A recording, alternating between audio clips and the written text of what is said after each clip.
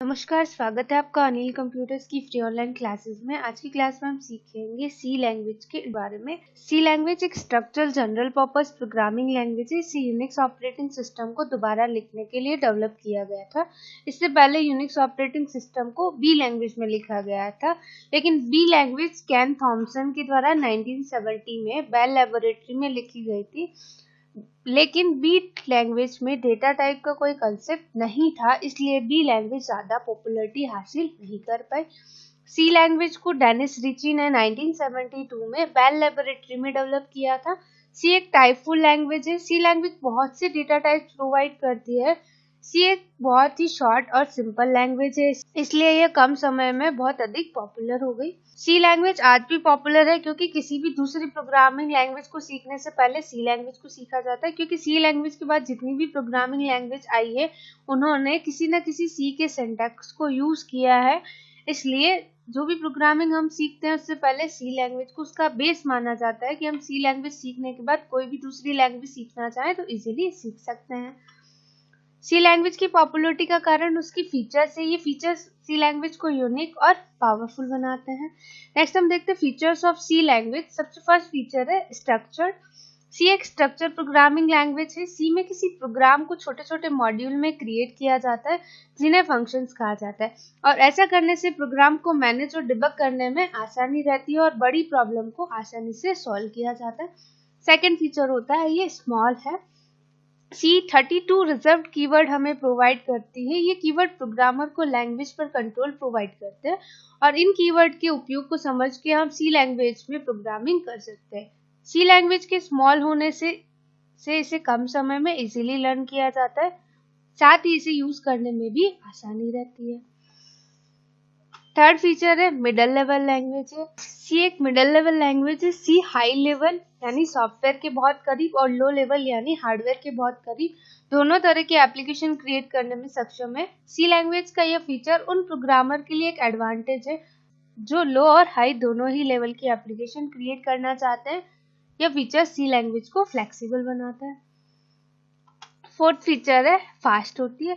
सी language assembly language के बाद सबसे फास्ट लैंग्वेज मानी जाती है। इसे कई बार लो लेवल लैंग्वेज भी कहा जाता है। सी लैंग्वेज हार्डवेयर के करीब होती है, इसलिए ये दूसरी प्रोग्रामिंग लैंग्वेज से फास्ट होती है, और सी लैंग्वेज में क्रिएट की गई एप्लीकेशन की जो प्रोसेसिंग होती है वो भी फास्ट होती है। फिफ्थ होता है ये केस सेंसिटिव होती है। सी एक केस सेंसिटिव लैंग्वेज है। केस सेंसिटिव प्रोग्रामिंग लैंग्वेज में किसी लेटर के कैपिटल और स्मॉल वेरिएशन को अलग अलग माना जाता है। इससे प्रोग्रामर को आइडेंटिफायर क्रिएट करने में आसानी होती है। फिर आता है uses of C language. C language का यूज क्या क्या होता है, तो सबसे फर्स्ट आता है ऑपरेटिंग सिस्टम। सी लैंग्वेज द्वारा ऑपरेटिंग सिस्टम क्रिएट किए जा सकते हैं। ज्यादातर ऑपरेटिंग सिस्टम सी लैंग्वेज में ही बनाए गए हैं, जैसे कि यूनिक्स, विंडोज आदि ऑपरेटिंग सिस्टम सी लैंग्वेज में क्रिएट किए गए हैं। सेकेंड आता है कंपाइलर। किसी भी नई प्रोग्रामिंग लैंग्वेज को कंपाइल करने के लिए कंपाइलर की जरूरत होती है। सी लैंग्वेज में कंपाइलर भी क्रिएट किए जा सकते हैं। एग्जाम्पल के लिए जावा का कंपाइलर JVAC भी सी लैंग्वेज में ही बनाया गया है। थर्ड आता है असेंबलिंग लैंग्वेज। सी लैंग्वेज में कई तरह के असेंबलर भी क्रिएट किए जा सकते हैं। असेंबलर बेसिक इंस्ट्रक्शन को बिट्स में कन्वर्ट करता है, तो असेंबलिंग की फैसिलिटी भी हमें सी के अंदर मिलती है। फिर आता है नेटवर्क ड्राइव। सी लैंग्वेज द्वारा नेटवर्क ड्राइव्स भी क्रिएट किए जाते हैं। नेटवर्क ड्राइव्स यानी जैसे हमें अपने पीसी के अंदर इंटरनेट चलाना है, तो इंटरनेट चलाने के लिए अगर हम इंटरनेट की डायरेक्ट केबल कनेक्ट कर देते तो हमारे पीसी में इंटरनेट नहीं चलता है। उसके लिए हमें एक ड्राइवर इंस्टॉल करना होता है, तो वो जो ड्राइवर क्रिएट होता है वो भी हमारा सी लैंग्वेज के अंदर क्रिएट होता है। फिफ्थ आता है database management system. C language में डेटाबेस मैनेजमेंट सिस्टम भी क्रिएट किए जा सकते हैं, जैसे कि ऑरेकल डेटाबेस सी लैंग्वेज में ही लिखा गया था। सी के अंदर अगर हमें बेसिक प्रोग्रामिंग करना है, यानी बेसिक कोड जो है वो जनरली कैसे लिखा जाता है, तो सी के अंदर जब भी हम कोई प्रोग्रामिंग करते हैं तो सबसे पहले हमें एक हेडर फाइल इंक्लूड करना होता है। तो सबसे पहले हेडर फाइल इंक्लूड करने के लिए हम हैश का सिंबल यूज करते हैं। हैश इंक्लूड stdio.h का मीन्स होता है हमारी हेडर फाइल है। हैश इंक्लूड stdio.h H का मीन्स होता है हेडर फाइल, डॉट यानी कनेक्टिविटी के लिए यूज की जाती है, stdio का मीन्स होता है स्टैंडर्ड इनपुट आउटपुट, यानी अभी हम इस कोड के अंदर इनपुट देने के लिए या किसी भी डेटा को प्रिंट करने के लिए जो फंक्शन यूज करेंगे, printf और scanf। printf जनरली डेटा को प्रिंट करने के लिए यूज करते हैं, scanf किसी भी डेटा को स्कैन करने के लिए यूज करते हैं। तो वो दोनों फंक्शन इसी हेडर फाइल के अंदर इंक्लूड होते हैं। इंक्लूड हमारा कीवर्ड है और हैश को हम प्री प्रोसेसर कहते हैं जो पूरे प्रोग्राम को कनेक्ट करने का काम करता है। उसके बाद हम यहाँ लिखते हैं int main bracket open close then enter, curly bracket से हमारा प्रोग्राम ओपन होता है। अब यहाँ पर हमने वैल्यू देनी है, तो सबसे पहले हम ये डेटा टाइप डिक्लेयर करते हैं कि हमारी जो वैल्यू है इंटीजर की है, फ्लोट की है, यानी कोई नंबर लिखा है तो हम वो इंटीजर में डिक्लेयर करते हैं। अगर हमने कोई फ्लोट डिजिट ली है यानी 3.2 या 4.2 को प्लस करना है तो हमारी फ्लोट डिजिट कहलाती है, तो यहाँ पर हमें डेटा टाइप फ्लोट लेना पड़ेगा। कोई कैरेक्टर लिखा है तो कैरेक्टर लेना पड़ेगा, स्ट्रिंग लिया तो यहाँ पर स्ट्रिंग लेना पड़ेगा। तो हम यहाँ पर अलग अलग डेटा टाइप्स को डिक्लेयर कर सकते हैं। अभी हमने इंटीजर लिया है int a is equals to 3, b is equals to 4, c और इसको टर्मिनेट कर दिया। सेमीकोलन से टर्मिनेट करना जरूरी होता है, नहीं तो आपको प्रोग्राम एरर दे देगा, यानी आपका जो कंपाइलर है वो आपको एरर शो कर देगा। फिर हमने यहाँ पर लिखा c is equals to a plus b, इसको टर्मिनेट किया। फिर printf करना है, हमें जो c में आंसर आ रहा है उसको प्रिंट करना है, तो printf bracket open inverted comma में लिखा /n का मीन्स होता है न्यू लाइन। फिर हमने लिखा है sum is equal to %d हमारा फॉर्मल स्पेसिफायर होता है। इंटीजर के लिए %d यूज किया जाता है, फ्लोट के लिए %f यूज किया जाता है, कैरेक्टर के लिए %c यूज करते हैं। तो हमारा जो डेटा टाइप होता है उस पर डिपेंड करता है कि हम फॉर्मल स्पेसिफायर कौन सा यूज करने वाले। कॉमा c हमें प्रिंट करना है, इसको टर्मिनेट कर दिया। फिर एंटर किया, यहाँ पर हमने लिख दिया रिटर्न 0 और टर्मिनेट कर दिया। अब इसे रन करना है तो F10 से रन किया, यस कर, तो हमें आंसर देगा सम इज 7। उसके बाद ये तो वो हमारा बेसिक प्रोग्राम है कि हमने जो वैल्यू है वो यहीं पर लिख दी है कि a की वैल्यू ये, b की वैल्यू ये। अब सपोज हम ये चाहते हैं कि हमारी जो वैल्यू है जब हमारा प्रोग्राम रन हो रहा है तब हम वहां पर पुटअप करें, तो उसे बोला जाता है डायनामिक प्रोग्रामिंग। तो हमने जैसे नेक्स्ट फाइल ओपन किया, Ctrl+N, हेडर फाइल इंक्लूड किया, include stdio.h int main curly bracket open और इंट a, b, c सिर्फ value the.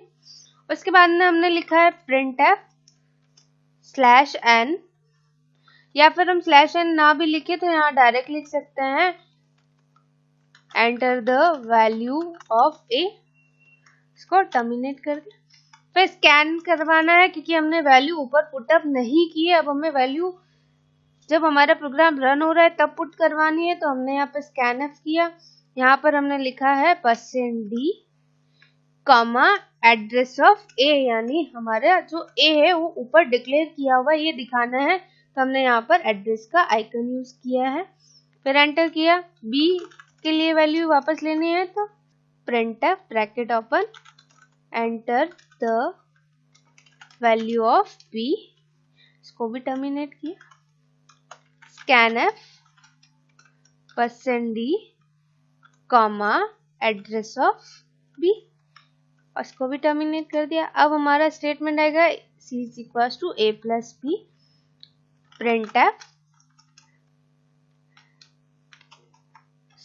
/n sum is equal to %d, c और टर्मिनेट कर दिया। फिर रिटर्न 0 टर्मिनेट किया। अभी F10 किया, रन। कहाँ पे सेव करना है, डायनेमिक के नेम से सेव करना है, सेव पे क्लिक कर दिया। तो देखिए वो पूछ रहा है हमसे enter the value of a की वैल्यू दे दी हमने 6, enter the value of B की वैल्यू दे दी 7, तो हमें आंसर देगा सम इज 30। सी लैंग्वेज में ऑपरेटर्स क्या होते हैं और उन्हें कैसे यूज किया जाता है। सबसे पहले हम देखते हैं ऑपरेटर्स क्या होता है। वेरिएबल के अंदर वैल्यू स्टोर करवा के हम उन वेरिएबल्स पर कई तरह के ऑपरेशन परफॉर्म कर सकते हैं, उसे हम ऑपरेटर्स कहते हैं। अब सबसे फर्स्ट ऑपरेटर हम यूज करते हैं arithmetic operator, relational operator, logical operator, assignment operator, increment decrement operator और कंडीशनल ऑपरेटर यूज किया। अब अगर हम छोटा सा एक एग्जांपल लें तो हमने यहाँ पर स्टेटमेंट लिखा है C is equal to A plus B. यहाँ पर इक्वल और प्लस का जो आइकन है वो हमारा ऑपरेटर्स कहलाता है। सी, ए और बी ये हमारे वेरिएबल्स है जिन्हें हम ऑपरेंड्स कहते हैं। तो किसी भी ऑपरेटर के साथ में जो वेरिएबल्स यूज किए जाते हैं उन्हें हम ऑपरेंड्स के नाम से जानते हैं। अब सबसे फर्स्ट हम देखें arithmetic operators. Arithmetic operator mathematical operation perform करने के लिए यूज किया जाता है, जैसे कि एडिशन है, सब्ट्रैक्शन है, डिवीजन है, मल्टीप्लिकेशन है, एक्सेट्रा। अरिथमेटिक ऑपरेटर 5 टाइप्स के होते हैं। सबसे फर्स्ट आता है हमारा एडिशन। यह ऑपरेटर दो वेरिएबल की वैल्यू को ऐड करने का काम करता है। फिर आता है हमारा सब्ट्रैक्शन। यह ऑपरेटर एक वेरिएबल की वैल्यू में से दूसरे वेरिएबल की वैल्यू को सब्ट्रैक्ट करने का काम करता है। फिर आता है मल्टीप्लिकेशन। यह ऑपरेटर दो वेरिएबल की वैल्यू को मल्टीप्लाई करता है। फिर आता है डिवीजन। यह ऑपरेटर एक वेरिएबल की वैल्यू में से दूसरे वेरिएबल की वैल्यू को डिवाइड करने का काम करता है। और फिर आता है मॉड्यूल यानी रिमाइंडर निकालना। यह ऑपरेटर डिवीजन के बाद शेष बची हुई वैल्यू को प्राप्त करने के लिए यूज किया जाता है। अभी हम सी का जस्ट एक एग्जाम्पल लेके देखें। हमने यहाँ पर एक प्रोग्राम बनाया, include stdio.h header file include किया। इंट मेन इंटीजर वैल्यू में हमने a is equal to 10, b is equal to 5, c declare किया है। ये दोनों हमारी इंटीजर की वैल्यू है। फिर हमने स्टेटमेंट लिखा है c is equal to a plus b, यानी a और b को प्लस करके हमें c में असाइन करवाना है। फिर स्टेटमेंट लिखा हमने printf sum is equal to %d, c, यानी a और b को वैल्यू को प्लस करके c में प्रिंट करना है, तो हमने यहाँ पर c लिखा है। फिर हमने सेकेंड स्टेटमेंट लिखा है a माइनस बी। फिर थर्ड लिखा है a मल्टीप्लाई b। फोर्थ लिखा है a डिवाइड बाय b और फिफ्थ लिखा है a% b, यानी मॉड्यूल निकालना है, यानी रिमाइंडर निकालने। अब इसके आउटपुट की बात करें तो सम इज इक्वल टू 15, 10 और 5 को प्लस करेंगे तो 15 आ जाएगा।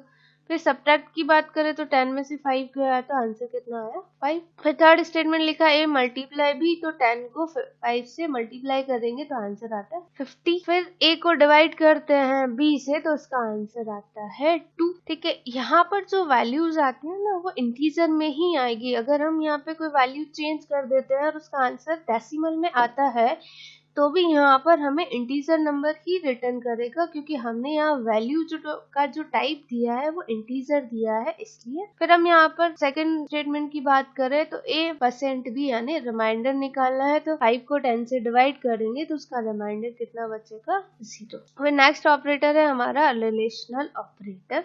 रिलेशनल ऑपरेटर दो वेरिएबल की वैल्यू को कंपेयर करने के लिए यूज किया जाता है। इस तरह के ऑपरेटर्स को कंडीशनल स्टेटमेंट यानी if else, switch, for, while आदि के साथ में यूज किया जाता है। ये ऑपरेटर कंडीशन चेक करने के लिए यूज किए जाते हैं। कंडीशन ट्रू होने पर वैल्यू ट्रू हो जाती है, कंडीशन फॉल्स होने पर वैल्यू फॉल्स हो जाती है। ठीक है, इसके अंदर हम ऑपरेटर्स यूज करते हैं। सबसे फर्स्ट ऑपरेटर यूज करते हैं हम इक्वल टू। ये वेरिएबल ये ऑपरेटर चेक करता है कि क्या दोनों वेरिएबल की value equal. Not equal to यानी ये ऑपरेटर चेक करता है कि क्या दोनों वेरिएबल की वैल्यू नॉन इक्वल है। फिर लेस देन, ये ऑपरेटर चेक करता है कि लेफ्ट ऑपरेंड की वैल्यू राइट ऑपरेंड से छोटी है।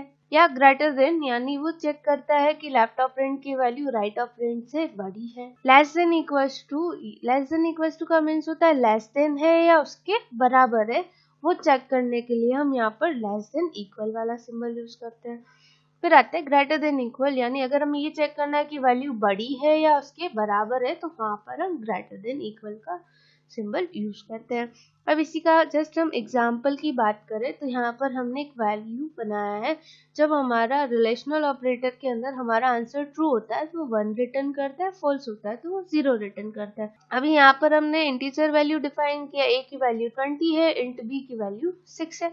यहाँ पर हमने कंडीशन लगाई है a less than b, a less than equals to b, a greater than equals to b, a greater b, a equal to b और एक a not equals to b। अभी हम इसके आउटपुट की बात करें तो यहाँ पर a लेस देन b यानी a की वैल्यू b से छोटी है क्या, आंसर क्या हो गया फॉल्स, तो वो हमें क्या रिटर्न करेगा 0। ऐसे ही a less than equals to b है क्या, तो ये कंडीशन भी हमारी फॉल्स हो जाती है क्योंकि a की वैल्यू हमारी बड़ी है, b की वैल्यू छोटी है, तो यहाँ पर भी वो 0 आंसर रिटर्न करेगा। फिर हमने यहाँ थर्ड स्टेटमेंट दिया है a greater than equals to b यानी a की वैल्यू b से ग्रेटर है या उसके बराबर है, तो ग्रेटर है इसलिए वो आपको यहाँ पर 1 रिटर्न करेगा। तो ऐसे वो आपको सारे आंसर्स रिटर्न करता है। फिर नेक्स्ट हम लॉजिकल ऑपरेटर्स देखते हैं। लॉजिकल ऑपरेटर को डिसीजन मेकिंग स्टेटमेंट के साथ में यूज किया जाता है। ये ऑपरेटर एक साथ 2 कंडीशन को चेक करने के लिए यूज किया जाता है। अब इसके अंदर हम ऑपरेटर्स यूज करते हैं एंड का मीन्स होता है जब दोनों कंडीशन ट्रू होती है तब कंट्रोल स्टेटमेंट की वैल्यू ट्रू होगी।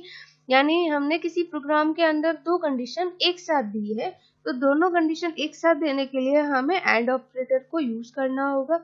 दूसरा, एंड ऑपरेटर का मीन ये होता है कि आपने जो 2 कंडीशन दी है वो दोनों कंडीशन ट्रू होगी तभी आपका आंसर ट्रू रिटर्न करेगा, अदरवाइज वो फॉल्स रिटर्न करता है।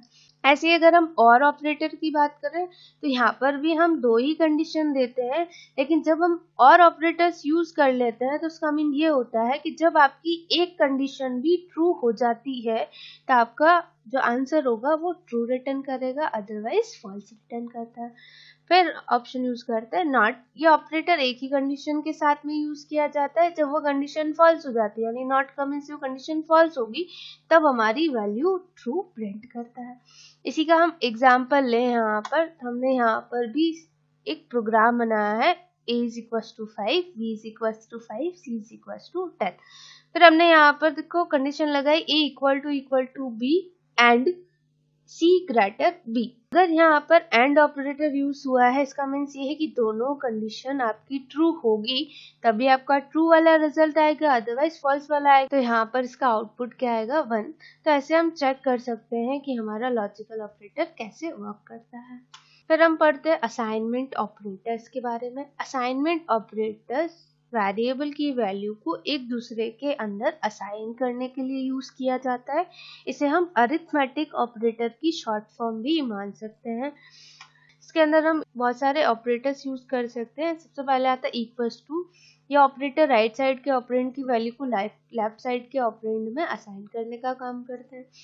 प्लस इक्वल्स टू, ये ऑपरेटर लेफ्ट साइड के ऑपरेंड में राइट साइड के ऑपरेंड की वैल्यू को ऐड करता है और फिर जो रिजल्ट होता है उसे लेफ्ट साइड वाले ऑपरेंड के अंदर असाइन कर देता है। इसे हम इस टाइप से लिख सकते हैं a equals to a plus b, या फिर हम इसे ऐसे भी लिख सकते हैं a plus equals to b और फिर हम a की वैल्यू को प्रिंट कर दे, क्योंकि लेफ्ट साइड में हमारा कौन सा ऑपरेंड लिखा हुआ है a लिखा हुआ है, तो a को हम प्रिंट कर देंगे तभी हमारा सम वाला आंसर प्रिंट हो जाता है। ऐसे आता है माइनस इक्वल्स टू। यह ऑपरेटर लेफ्ट साइड के ऑपरेंड की वैल्यू में से राइट साइड के ऑपरेंड की वैल्यू को सब्ट्रैक्ट करता है और रिजल्ट लेफ्ट साइड वाले वेरिएबल में स्टोर कर सकता है। इसे भी हम ऐसे लिख सकते हैं equals to a minus b या फिर a minus equals to b, आप ऐसे भी लिख सकते हैं। फिर आता है मल्टीप्लाई इक्वल्स टू, यानी मल्टीप्लाई करके फिर आंसर रिटर्न करेगा। डिवाइड इक्वल्स टू यानी डिवाइड करके फिर आंसर रिटर्न करता है। और परसेंटेज इक्वल्स टू यानी रिमाइंडर निकाल के और फिर लेफ्ट साइड में वो असाइन कर दे। फिर हम इसके एग्जांपल की बात करें तो जैसे हमने अरिथमेटिक ऑपरेटर्स का एग्जांपल देखा था, सेम वैसे ही असाइनमेंट ऑपरेटर्स भी यूज किया जाता है। बस यहाँ पर हमें c डिक्लेयर ना करके यहाँ पर डायरेक्टली आप a equals to a plus b लिखें और a को प्रिंट कर देंगे तब भी हमारा आंसर आ जाता है। इसके आउटपुट की बात करें तो सेम आउटपुट यहाँ पर भी जनरेट होगा। फिर आता है इंक्रीमेंट और डिक्रीमेंट ऑपरेटर। किसी भी वेरिएबल की वैल्यू को एक नंबर से इंस्टेंटली इंक्रीज या डिक्रीज करने के लिए इंक्रीमेंट और डिक्रीमेंट ऑपरेटर यूज किया जाता है। जिसमें हम ऑपरेटर्स यूज करते हैं प्लस प्लस और माइनस माइनस। इसे हम एक यूनरी ऑपरेटर्स कहते हैं। यूनरी ऑपरेटर्स का मीन्स होता है एक ही ऑपरेंड के साथ में यूज किया जाता है। यह ऑपरेंड की वैल्यू को एक नंबर से इंक्रीज कर देता है। अगर हम प्लस प्लस लगाते हैं तो एक नंबर से इंक्रीज हो जाएगा, और माइनस माइनस लगाते हैं तो ये ऑपरेंड की वैल्यू को एक नंबर से डिक्रीज कर देता है। इसका जस्ट एग्जांपल की बात करें तो यहाँ पर हमने लिखा है a की वैल्यू 10 है, b की वैल्यू 100 है, c की वैल्यू 11.5 है और d की वैल्यू 13.5 है। यहाँ plus plus a minus minus b plus plus c और माइनस माइनस c कर दिया। ये फ्लोट की वैल्यू है, ये इंटीजर की वैल्यू है।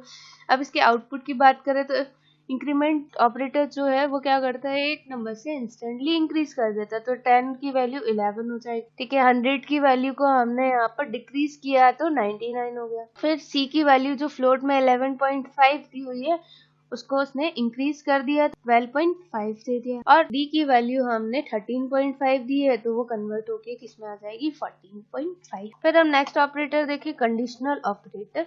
कंडीशनल ऑपरेटर को हम टर्नरी ऑपरेटर्स भी कहते हैं। ये इफ एल्स स्टेटमेंट की शॉर्ट फॉर्म होती है, जिसका जनरल सिंटेक्स इस प्रकार का होता है, condition question mark statement 1 colon statement 2। Question mark और कॉलन यूज किया जाता है, इसलिए हम इसे टर्नरी ऑपरेटर कहते हैं। अब इसी का हम एग्जांपल ले तो हमने यहाँ पर हेडर फाइल इंक्लूड किया है, इंट मेन किया, int age equal to 19 variable declare करते हैं। फिर हमने कंडीशनल ऑपरेटर यूज किया, age greater than equals to 18 question mark printf eligible for PAN card colon printf not eligible for PAN card. तो ये वैल्यू अगर ये कंडीशन ट्रू होती है तो आपको ये वाला आंसर प्रिंट करेगा, अगर ये कंडीशन फॉल्स होती है तो आपको ये वाला आंसर प्रिंट करेगा। तो जो सिंटैक्स है जिसमें देखिए कंडीशन लिखा है, तो सबसे पहले हमने यहाँ पे कंडीशन लिखा है, क्वेश्चन मार्क लिया, स्टेटमेंट 1 के अंदर हम वो वैल्यू लिखते हैं जो कंडीशन ट्रू होने पर रिटर्न होगी। तो हमने यहाँ पर लिखा है print F eligible for PAN card, और स्टेटमेंट 2 में वो कंडीशन लिखी जाती है जो ये कंडीशन फॉल्स हो जाती है। तो हमें कौन सा स्टेटमेंट प्रिंट में चाहिए, उसके लिए हम स्टेटमेंट 2 लिखते हैं, print F not eligible for PAN card. अब इसके आउटपुट की बात करें तो आउटपुट कितना आएगा, एलिजिबल फॉर पैन कार्ड, क्योंकि हमने एज अभी कितना दिया हुआ है, 19 दिया हुआ है, 18 से ऊपर होना चाहिए तो वो एलिजिबल करेगा। अगर यही एज अगर हम कम देते हैं तो फिर हमें आंसर प्रिंट करेगा not eligible for PAN card. Decision making क्या होता है और उसे कैसे यूज किया जाता है। डिसीजन मेकिंग स्टेटमेंट को तब हम यूज करते हैं जब एक पर्टिकुलर कंडीशन आने पर हम मनचाहे स्टेटमेंट को एक्सिक्यूट करना चाहते हैं, तो उसके लिए हमें सी लैंग्वेज में कुछ बिल्ट इन स्टेटमेंट को यूज करना होता है। और क्योंकि ये स्टेटमेंट कंडीशन के साथ में काम करते हैं तो हम इन्हें कंडीशनल स्टेटमेंट्स भी कहते हैं। और क्योंकि ये स्टेटमेंट प्रोग्राम में एक्सिक्यूशन को कंट्रोल करने का काम करते हैं तो हम इन्हें कंट्रोल स्टेटमेंट भी कह सकते हैं। अब इसके अंदर आता है if statements, if else statement, else statement. ये सारे स्टेटमेंट हम डिसीजन करने के लिए यूज करते हैं। फिर आता है सबसे फर्स्ट हमारा if statement. If statement curly bracket के द्वारा एक ब्लॉक में डिफाइन किया जाता है। जब कंडीशन ट्रू होती है तो इस ब्लॉक में दिए गए स्टेटमेंट एक्सिक्यूट हो जाते हैं। जैसे हम कोई भी कंडीशन देते हैं इफ स्टेटमेंट के अंदर, तो कंडीशन अगर ट्रू होती है तो हमारी इफ स्टेटमेंट के अंदर जो स्टेटमेंट दिया हुआ होता है वो हमारा एक्सिक्यूट होता है। इसका जनरल सिंटैक्स होता है if bracket open condition bracket close then curly bracket open statement to be execute if condition is true. यानी हमने यहाँ पर जो कंडीशन दी है वो ट्रू होगी तो हमारा ये स्टेटमेंट प्रिंट होगा, अदरवाइज हमारा प्रोग्राम बाहर आ जाता है या टर्मिनेट हो जाता है। देन कर्ली ब्रैकेट क्लोज करके हम इसे क्लोज कर सकते हैं। ठीक है, इसका एक एग्जाम्पल हम देखें तो एग्जाम्पल में हमने यहाँ पर हेडर फाइल इंक्लूड किया, int main int A is equals to 40, यानी ए की जो एज है वो 40 है, int B is equals to 32। हम चाहे तो यहाँ पर यूजर के थ्रू भी वैल्यू पुट करवा सकते हैं और हम डायरेक्टली यहाँ पर वैल्यू असाइन भी कर सकते हैं। फिर हमने यहाँ पर कंडीशन लगाई है if bracket open A greater B then bracket close, curly bracket open किया, print F A is elder, यानी अगर ये कंडीशन ट्रू होती है तो हमें क्या प्रिंट चाहिए, A is elder, bracket close, semicolon से टर्मिनेट किया, देन कर्ली ब्रैकेट क्लोज। ये हमारा इफ का सिंटैक्स कंप्लीट हुआ।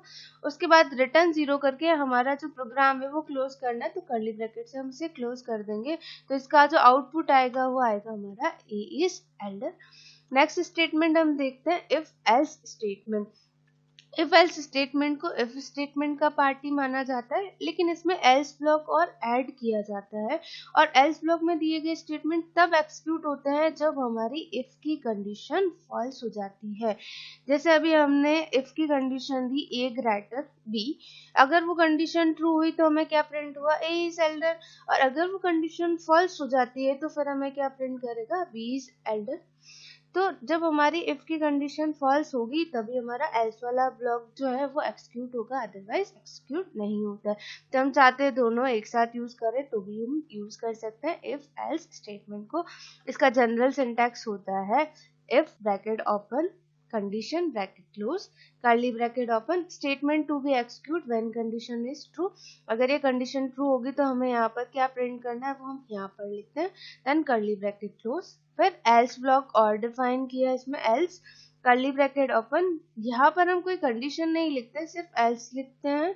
Statement to be execute when condition is false, तो ये कंडीशन फॉल्स होगी तो हमें क्या प्रिंट चाहिए वो हम एल्स ब्लॉक के अंदर डिफाइन करते हैं और देन कर्ली ब्रैकेट क्लोज कर देंगे। इसका भी हम एक एग्जांपल दें तो यहाँ पर भी हमने int A is equal to 40 किया, बी इज इक्वल टू 42 किया। फिर हमने इफ में कंडीशन लगाई है ए ग्रेटर बी, तो देखो ए की जो एज है वो कम है, बी की एज ज्यादा है, तो ये कंडीशन हमारी फॉल्स हो जाएगी तो हमें आंसर क्या प्रिंट होगा, बी इज एल्डर। और अगर ये कंडीशन ट्रू हो जाती है तो हमें क्या प्रिंट होगा, ए इज एल्डर। तो अभी इसका आउटपुट क्या आएगा हमारा, बी इज एल्डर। फिर नेक्स्ट स्टेटमेंट आता है हमारा एल्स इफ स्टेटमेंट।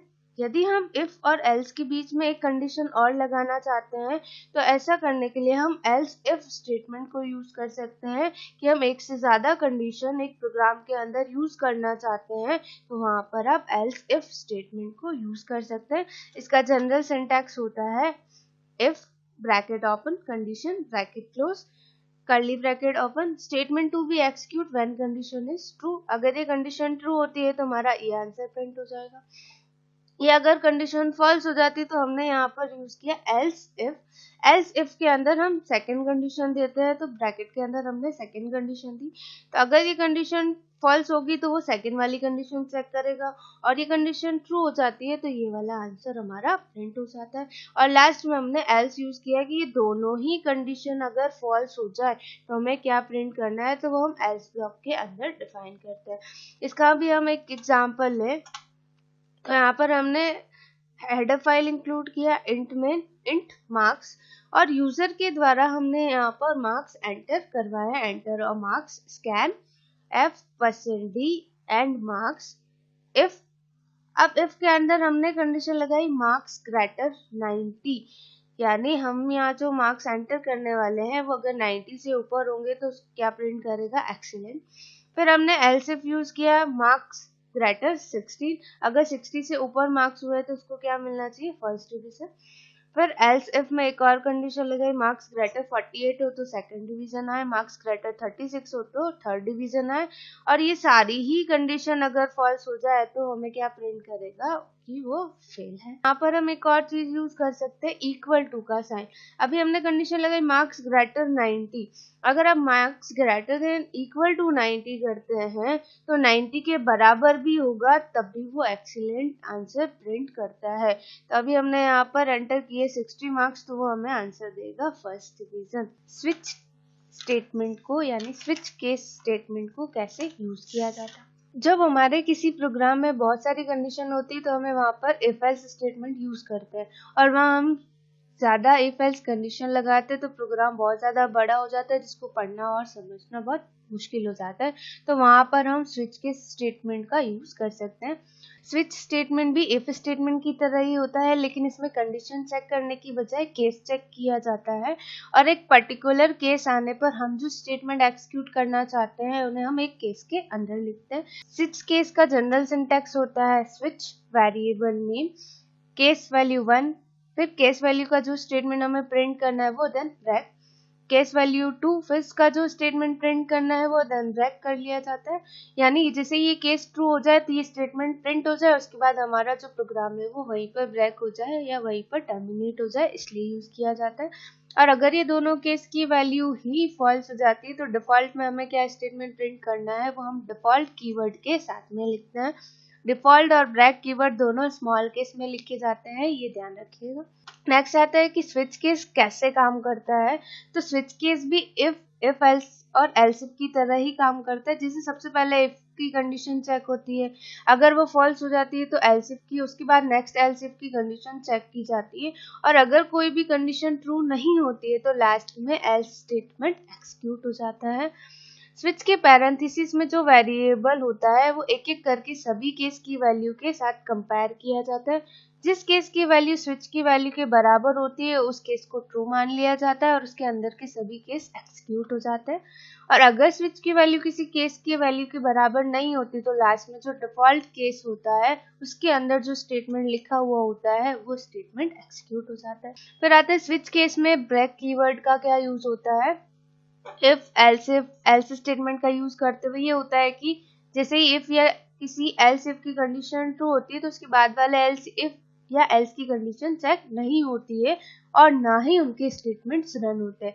लेकिन स्विच केस में ऐसा नहीं होता। जब किसी केस की वैल्यू स्विच की वैल्यू के बराबर हो जाती है तो उस केस की स्टेटमेंट तो रन होते ही हैं, लेकिन उसके बाद वाले सभी केस की स्टेटमेंट्स भी रन हो जाते हैं।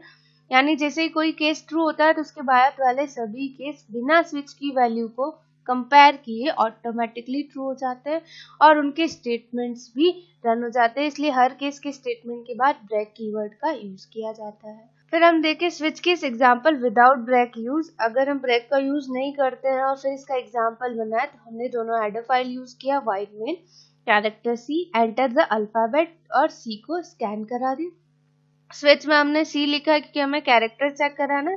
फिर केस 1 में हमने यहाँ पर ए स्मॉल लिखा है, एक केस में हमने ए कैपिटल लिखा और केस को कॉलन से टर्मिनेट किया जाता है।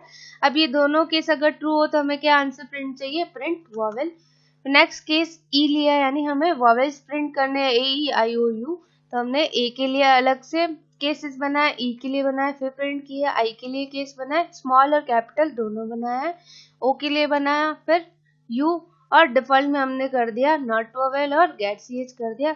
तो इसका आउटपुट आएगा एंटर द अल्फाबेट ए, और ए का तो आंसर आया ये वोवेल, और बाकी सारे केसेस का आंसर भी आया वोवेल, और नॉट वोवेल का आंसर भी आ गया क्योंकि हमने यहाँ पर ब्रेक कीवर्ड को यूज नहीं किया है। ब्रेक कीवर्ड को अगर यूज नहीं करते हैं तो जैसे हमारा फर्स्ट केस ट्रू हुआ तो उसके बाद बाकी सारे केसेस ऑटोमेटिकली रन हो जाते हैं, यानी वो चेक नहीं होते हैं और ऑटोमेटिकली रन हो जाते हैं। फिर देखिए switch case example with break keyword.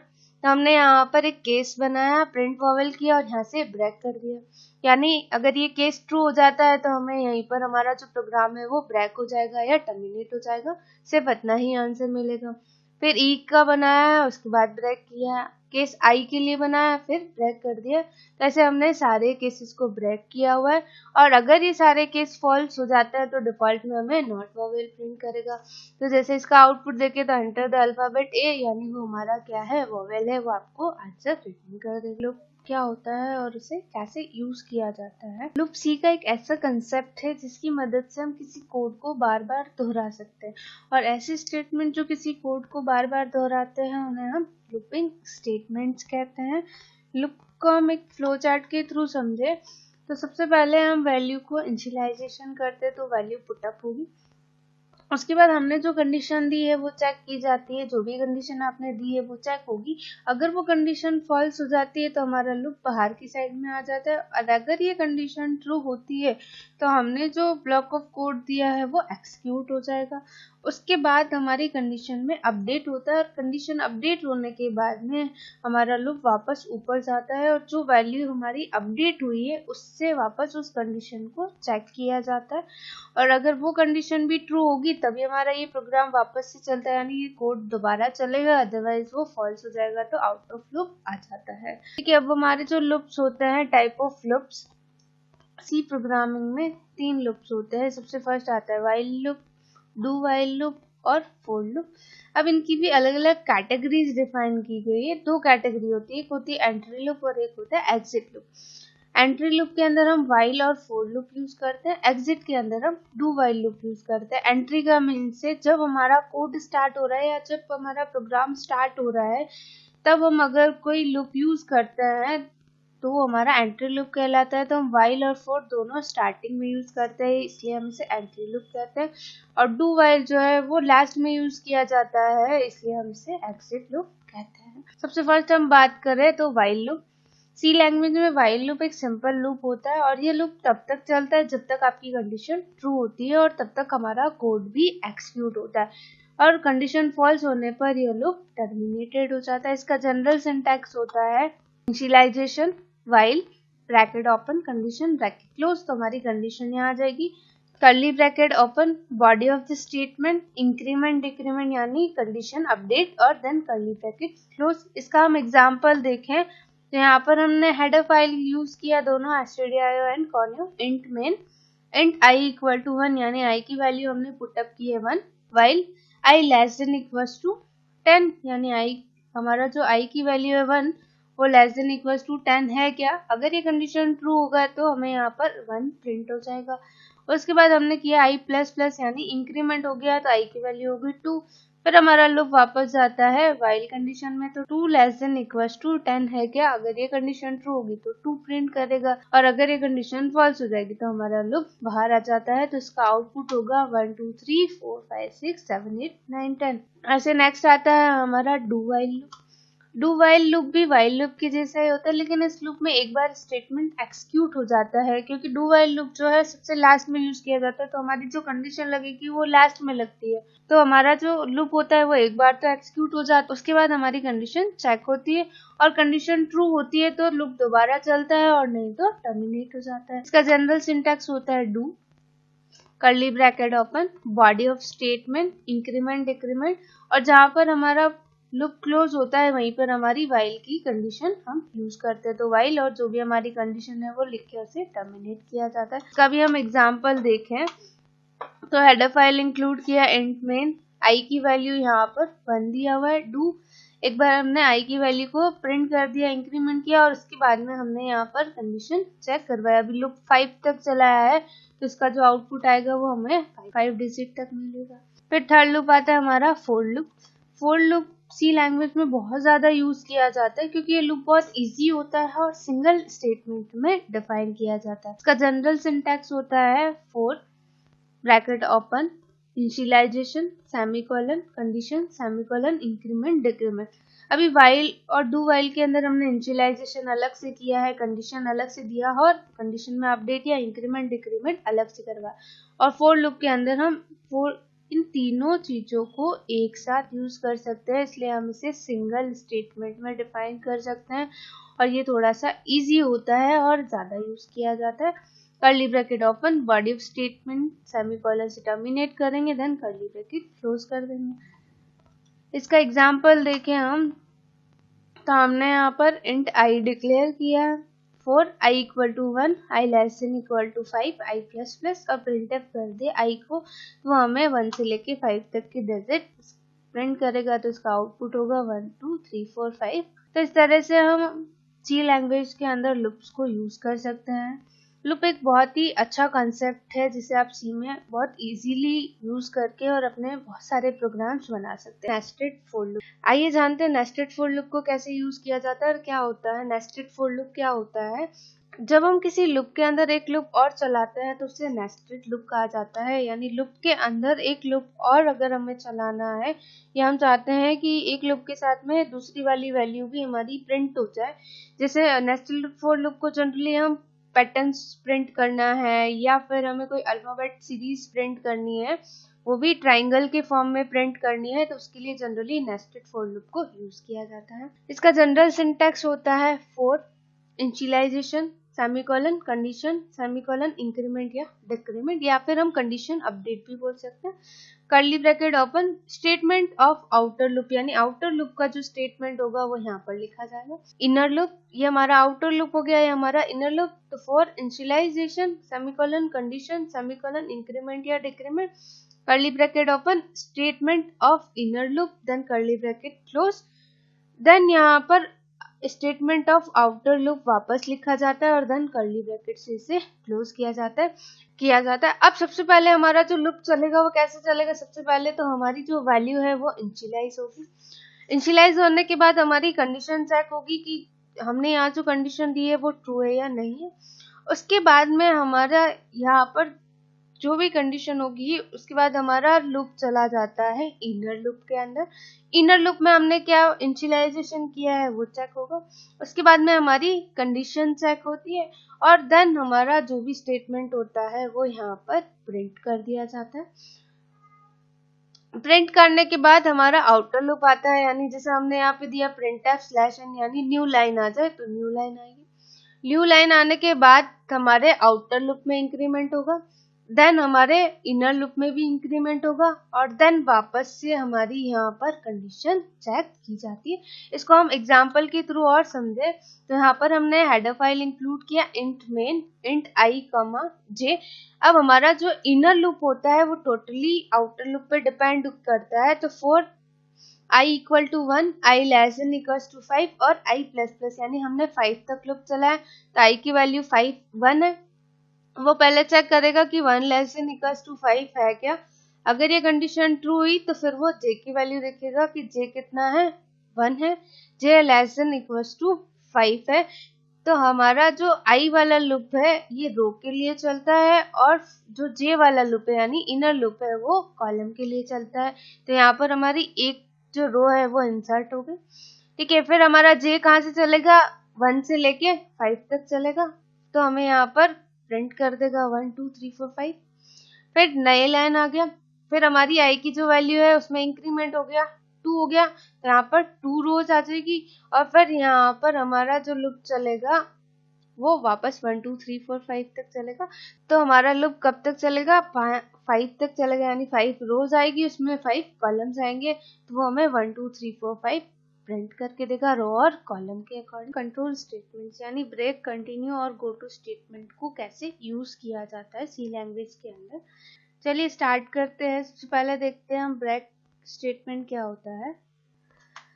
C language में ब्रेक स्टेटमेंट का यूज लूप को टर्मिनेट करने के लिए किया जाता है। जब हम किसी लूप के अंदर ब्रेक स्टेटमेंट को एक्सिक्यूट कर देते हैं तो लूप उसी समय टर्मिनेट हो जाता है। अब हमारा ब्रेक वर्क कैसे करता है, तो जैसे हमने यहाँ पर कंडीशन लगाई है, अगर ये कंडीशन फॉल्स होगी तो वैसे ही हमारा लूप बाहर आ जाता है। अगर ये कंडीशन ट्रू हो जाती है तो यहाँ पर हमारा कोड एक्सिक्यूट होगा। उसके बाद हम यहाँ पर एक कंडीशन और लगाते हैं और फिर हम ब्रेक कर देते हैं। तो जहाँ तक आपने कंडीशन लगाई है या जहाँ पर आपने ब्रेक लगाया है वो वहीं तक रुक जाता है, उससे आगे हमारा लूप बढ़ता नहीं है। फिर हम इसका एग्जाम्पल देखें तो यहाँ पर हमने लूप चलाया है 10 तक। उसके बाद हमने यहाँ पर कर दिया इफ i इक्वल टू 5 और जैसे ही ये कंडीशन ट्रू हो जाएगी तो printf में क्या आ जाएगा, हमारा लूप टर्मिनेटेड और यहीं से ब्रेक हो जाएगा। अदरवाइज अगर हम इसे 10 तक चलाते हैं तो हमारा लूप जो है वो 10 तक चलता है, तभी हमें इसका आंसर कितना आएगा 1 2 3 4 और 5 पे हमारा लूप टर्मिनेटेड का आंसर आ जाएगा। नेक्स्ट आता है हमारा कंटिन्यू स्टेटमेंट। सी लैंग्वेज में कंटिन्यू स्टेटमेंट का यूज लूप को टर्मिनेशन को स्किप करने के लिए किया जाता है। It is just opposite of break, यानी ब्रेक जो हमारा स्टेटमेंट है वो क्या कर रहा है, हमने जो कंडीशन लगाई है वो वहीं पर उसे टर्मिनेट कर रहा है, वहीं पर उस प्रोग्राम को रोक देता है, यानी उसके एक्सक्यूशन को रोक देता है।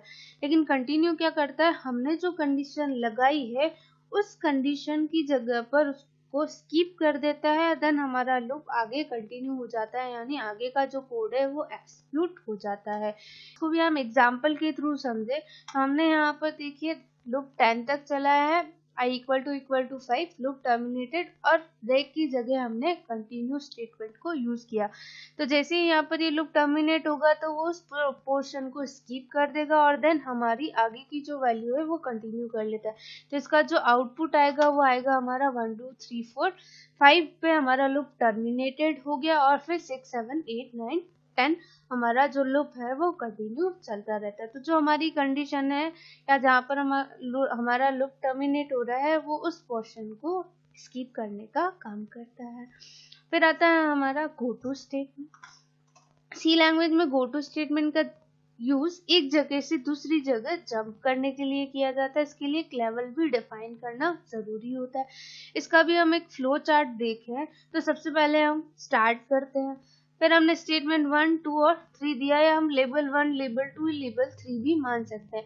अब हम चाहते हैं कि जैसे हमारा स्टेटमेंट 1 एक्सिक्यूट हो तो हमारा जो लूप है वो कहाँ पर चला जाए, यानी कहाँ पे जंप कर ले, 1 से डायरेक्टली 3 पे कर ले। और उसके लिए हम गो टू कीवर्ड का यूज करना होता है। लेबल नेम हम अपने अकॉर्डिंग दे सकते हैं, वो यूजर डिफाइन होता है, यूजर कोई भी नेम डिफाइन कर सकता है, देन स्टॉप हो जाता है। इसका भी हम एग्जाम्पल के थ्रू इसे समझे तो यहाँ पर हमने बनाया है int number i equal to 1, फिर एंटर द वैल्यू ऑफ करवा दिया, हम जो भी वैल्यू एंटर कराना चाहें वैल्यू एंटर कराए, स्कैनफ नंबर। अब यहाँ पर हमने गो टू लेबल नेम बना दिया, तो लेबल नेम हमने बनाया टेबल, यानी हम इस प्रोग्राम के थ्रू क्या करना चाहते हैं, टेबल प्रिंट करना चाहते हैं। फिर प्रिंट टैब में कर दिया %d into %d equal to %d, यानी अगर हम 2 की टेबल बनाएंगे तो 2 इंटू 1 इज इक्वल टू 2 आएगा, तो हमने यहाँ पे भी लिखा है %d into %d equal to %d। फिर हमारा नंबर और i, नंबर हमारा जो हम यहाँ पे पुटअप करेंगे वो i हमारा कहाँ तक चलेगा, 10 तक चलेगा, तो 10 तक आएगा। और नंबर इंटू i, यानी हमारा आंसर अपडेट होता रहेगा और i में इंक्रीमेंट होता रहेगा। अब जैसे ही हमारा ये वाला पोर्शन कंप्लीट होता है तो हमारा जो टेबल वाला एरिया है वो यहाँ पर गो टू टेबल पे जंप करेगा और इसका जो आउटपुट आएगा वो आएगा हमारा 5 into 1 is equal to 5, 5 into 2 is equal to 10।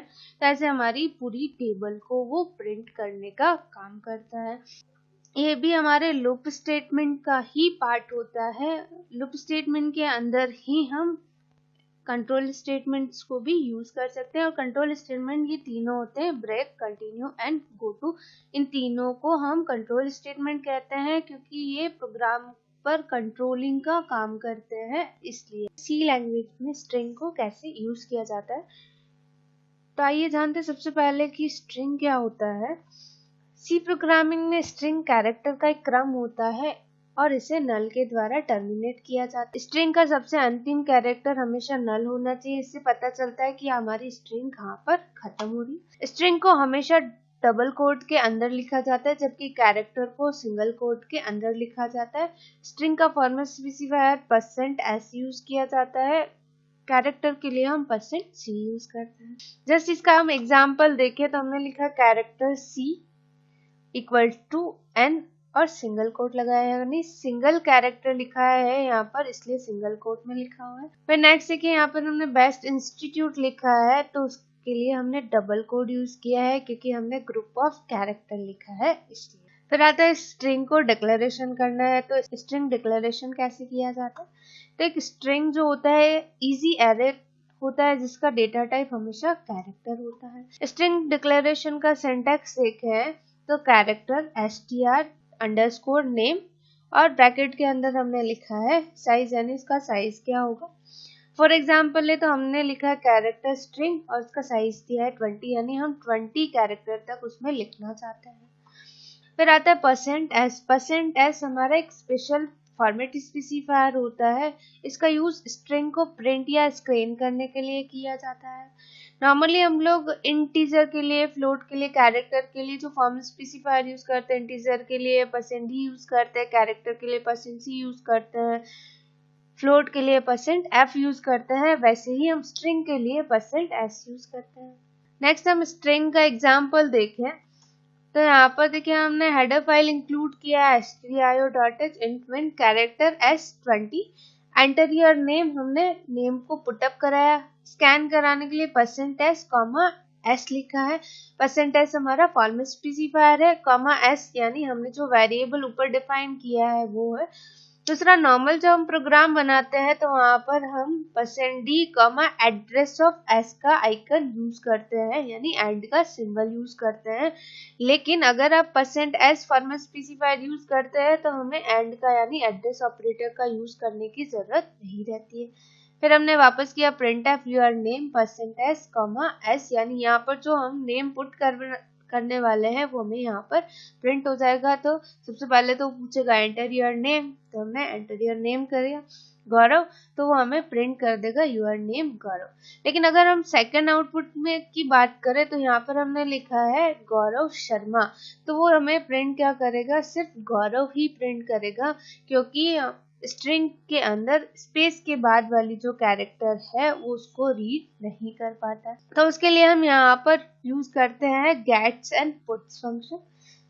सबसे पहले हम देखते हैं गेट्स फंक्शन। तो गेट्स फंक्शन का यूज करके हम वो स्ट्रिंग भी प्रिंट कर सकते हैं जिसपे स्पेस इंक्लूड होता है और इसमें कोई भी फॉर्मल स्पेसिफायर यूज करने की जरूरत नहीं रहती है।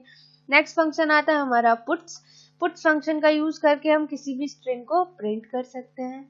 फिर आता है इसका एग्जाम्पल। तो गेट्स एंड पुट्स का एग्जाम्पल अगर हम देखें तो यहाँ पर हमने प्रिंटफ किया एंटर योर नेम, गेट्स में एस लिखा है, ना कोई फॉर्मल स्पेसिफायर यूज किया है, ना कोई एड्रेस ऑपरेटर यूज किया है। प्रिंटफ योर नेम और पुट्स में एस को प्रिंट कर दिया, तो इसका आउटपुट होगा जो हम सबसे पहले तो पूछेगा एंटर योर नेम, तो गौरव शर्मा, फिर वो हमें प्रिंट करेगा गौरव शर्मा। तो गेट्स एंड पुट्स फंक्शन से अगर हमारी ऐसी कोई स्ट्रिंग है जिसमें स्पेस भी इंक्लूड है तो आप उसे भी प्रिंट कर सकते हो। सी प्रोग्रामिंग के अंदर स्ट्रिंग के कुछ लाइब्रेरी फंक्शंस भी होते हैं जिन्हें यूज करके हम आसानी से अपना प्रोग्राम बना सकते हैं, आसानी से कोड कर सकते हैं। सी प्रोग्राम में स्ट्रिंग इनपुट और आउटपुट के अलावा स्ट्रिंग के साथ और भी ऑपरेशंस परफॉर्म कर सकते हैं। इसके लिए हमें कॉमन स्ट्रिंग ऑपरेशन के लिए खुद कोड ना लिखना पड़े, इसलिए हमें सी में कुछ बिल्ट इन फंक्शंस दिए गए होते हैं। इनको यूज करने के लिए हमें string.h हेडर फाइल को इंक्लूड करना होता है। तो सबसे फर्स्ट आता है strlen, second function strcpy, third use करते हैं strcat, फोर्थ यूज करते हैं strrev, फिर strupr और strlwr। अब सबसे फर्स्ट हम देखते हैं strlen फंक्शन। इस फंक्शन का यूज करके हम किसी भी स्ट्रिंग की लेंथ काउंट कर सकते हैं, यानी हम जो भी स्ट्रिंग एंटर करवाने वाले हैं हम चाहते हैं कि उसकी लेंथ काउंट करके फिर बताए, तो वहां पर हम strlen फंक्शन को यूज कर सकते हैं। जिसका एग्जांपल है, हमने यहाँ पर हेडर फाइल इंक्लूड किया, दोनों stdio और स्ट्रिंग भी ऐड किया है क्योंकि हम स्ट्रिंग का लाइब्रेरी फंक्शन यूज करने वाले हैं। तो इस लाइब्रेरी फंक्शन को यूज करने के लिए string.h हेडर फाइल इंक्लूड करना है। फिर int main, int len, character s1 10 is equal to, हमने यहाँ पर नेम डायरेक्टली दे दिया, अगर आप चाहे तो यूजर से जब रन टाइम पे पुट करवाना चाहे तो भी करवा सकते हैं। फिर लिया लेन इक्वल टू strlen और s1। फिर हमने प्रिंटफ करा है string length is equal to %d, length, तो इसका आउटपुट आ जाएगा 7, string length is equal to 7। Second function हम देखें तो strcpy, इस फंक्शन का यूज करके हम किसी भी स्ट्रिंग को दूसरी स्ट्रिंग में कॉपी कर सकते हैं। इसका भी एग्जांपल है, हमने दो स्ट्रिंग डिक्लेयर किए, दो वेरिएबल बनाया है, कैरेक्टर s1 और कैरेक्टर s2।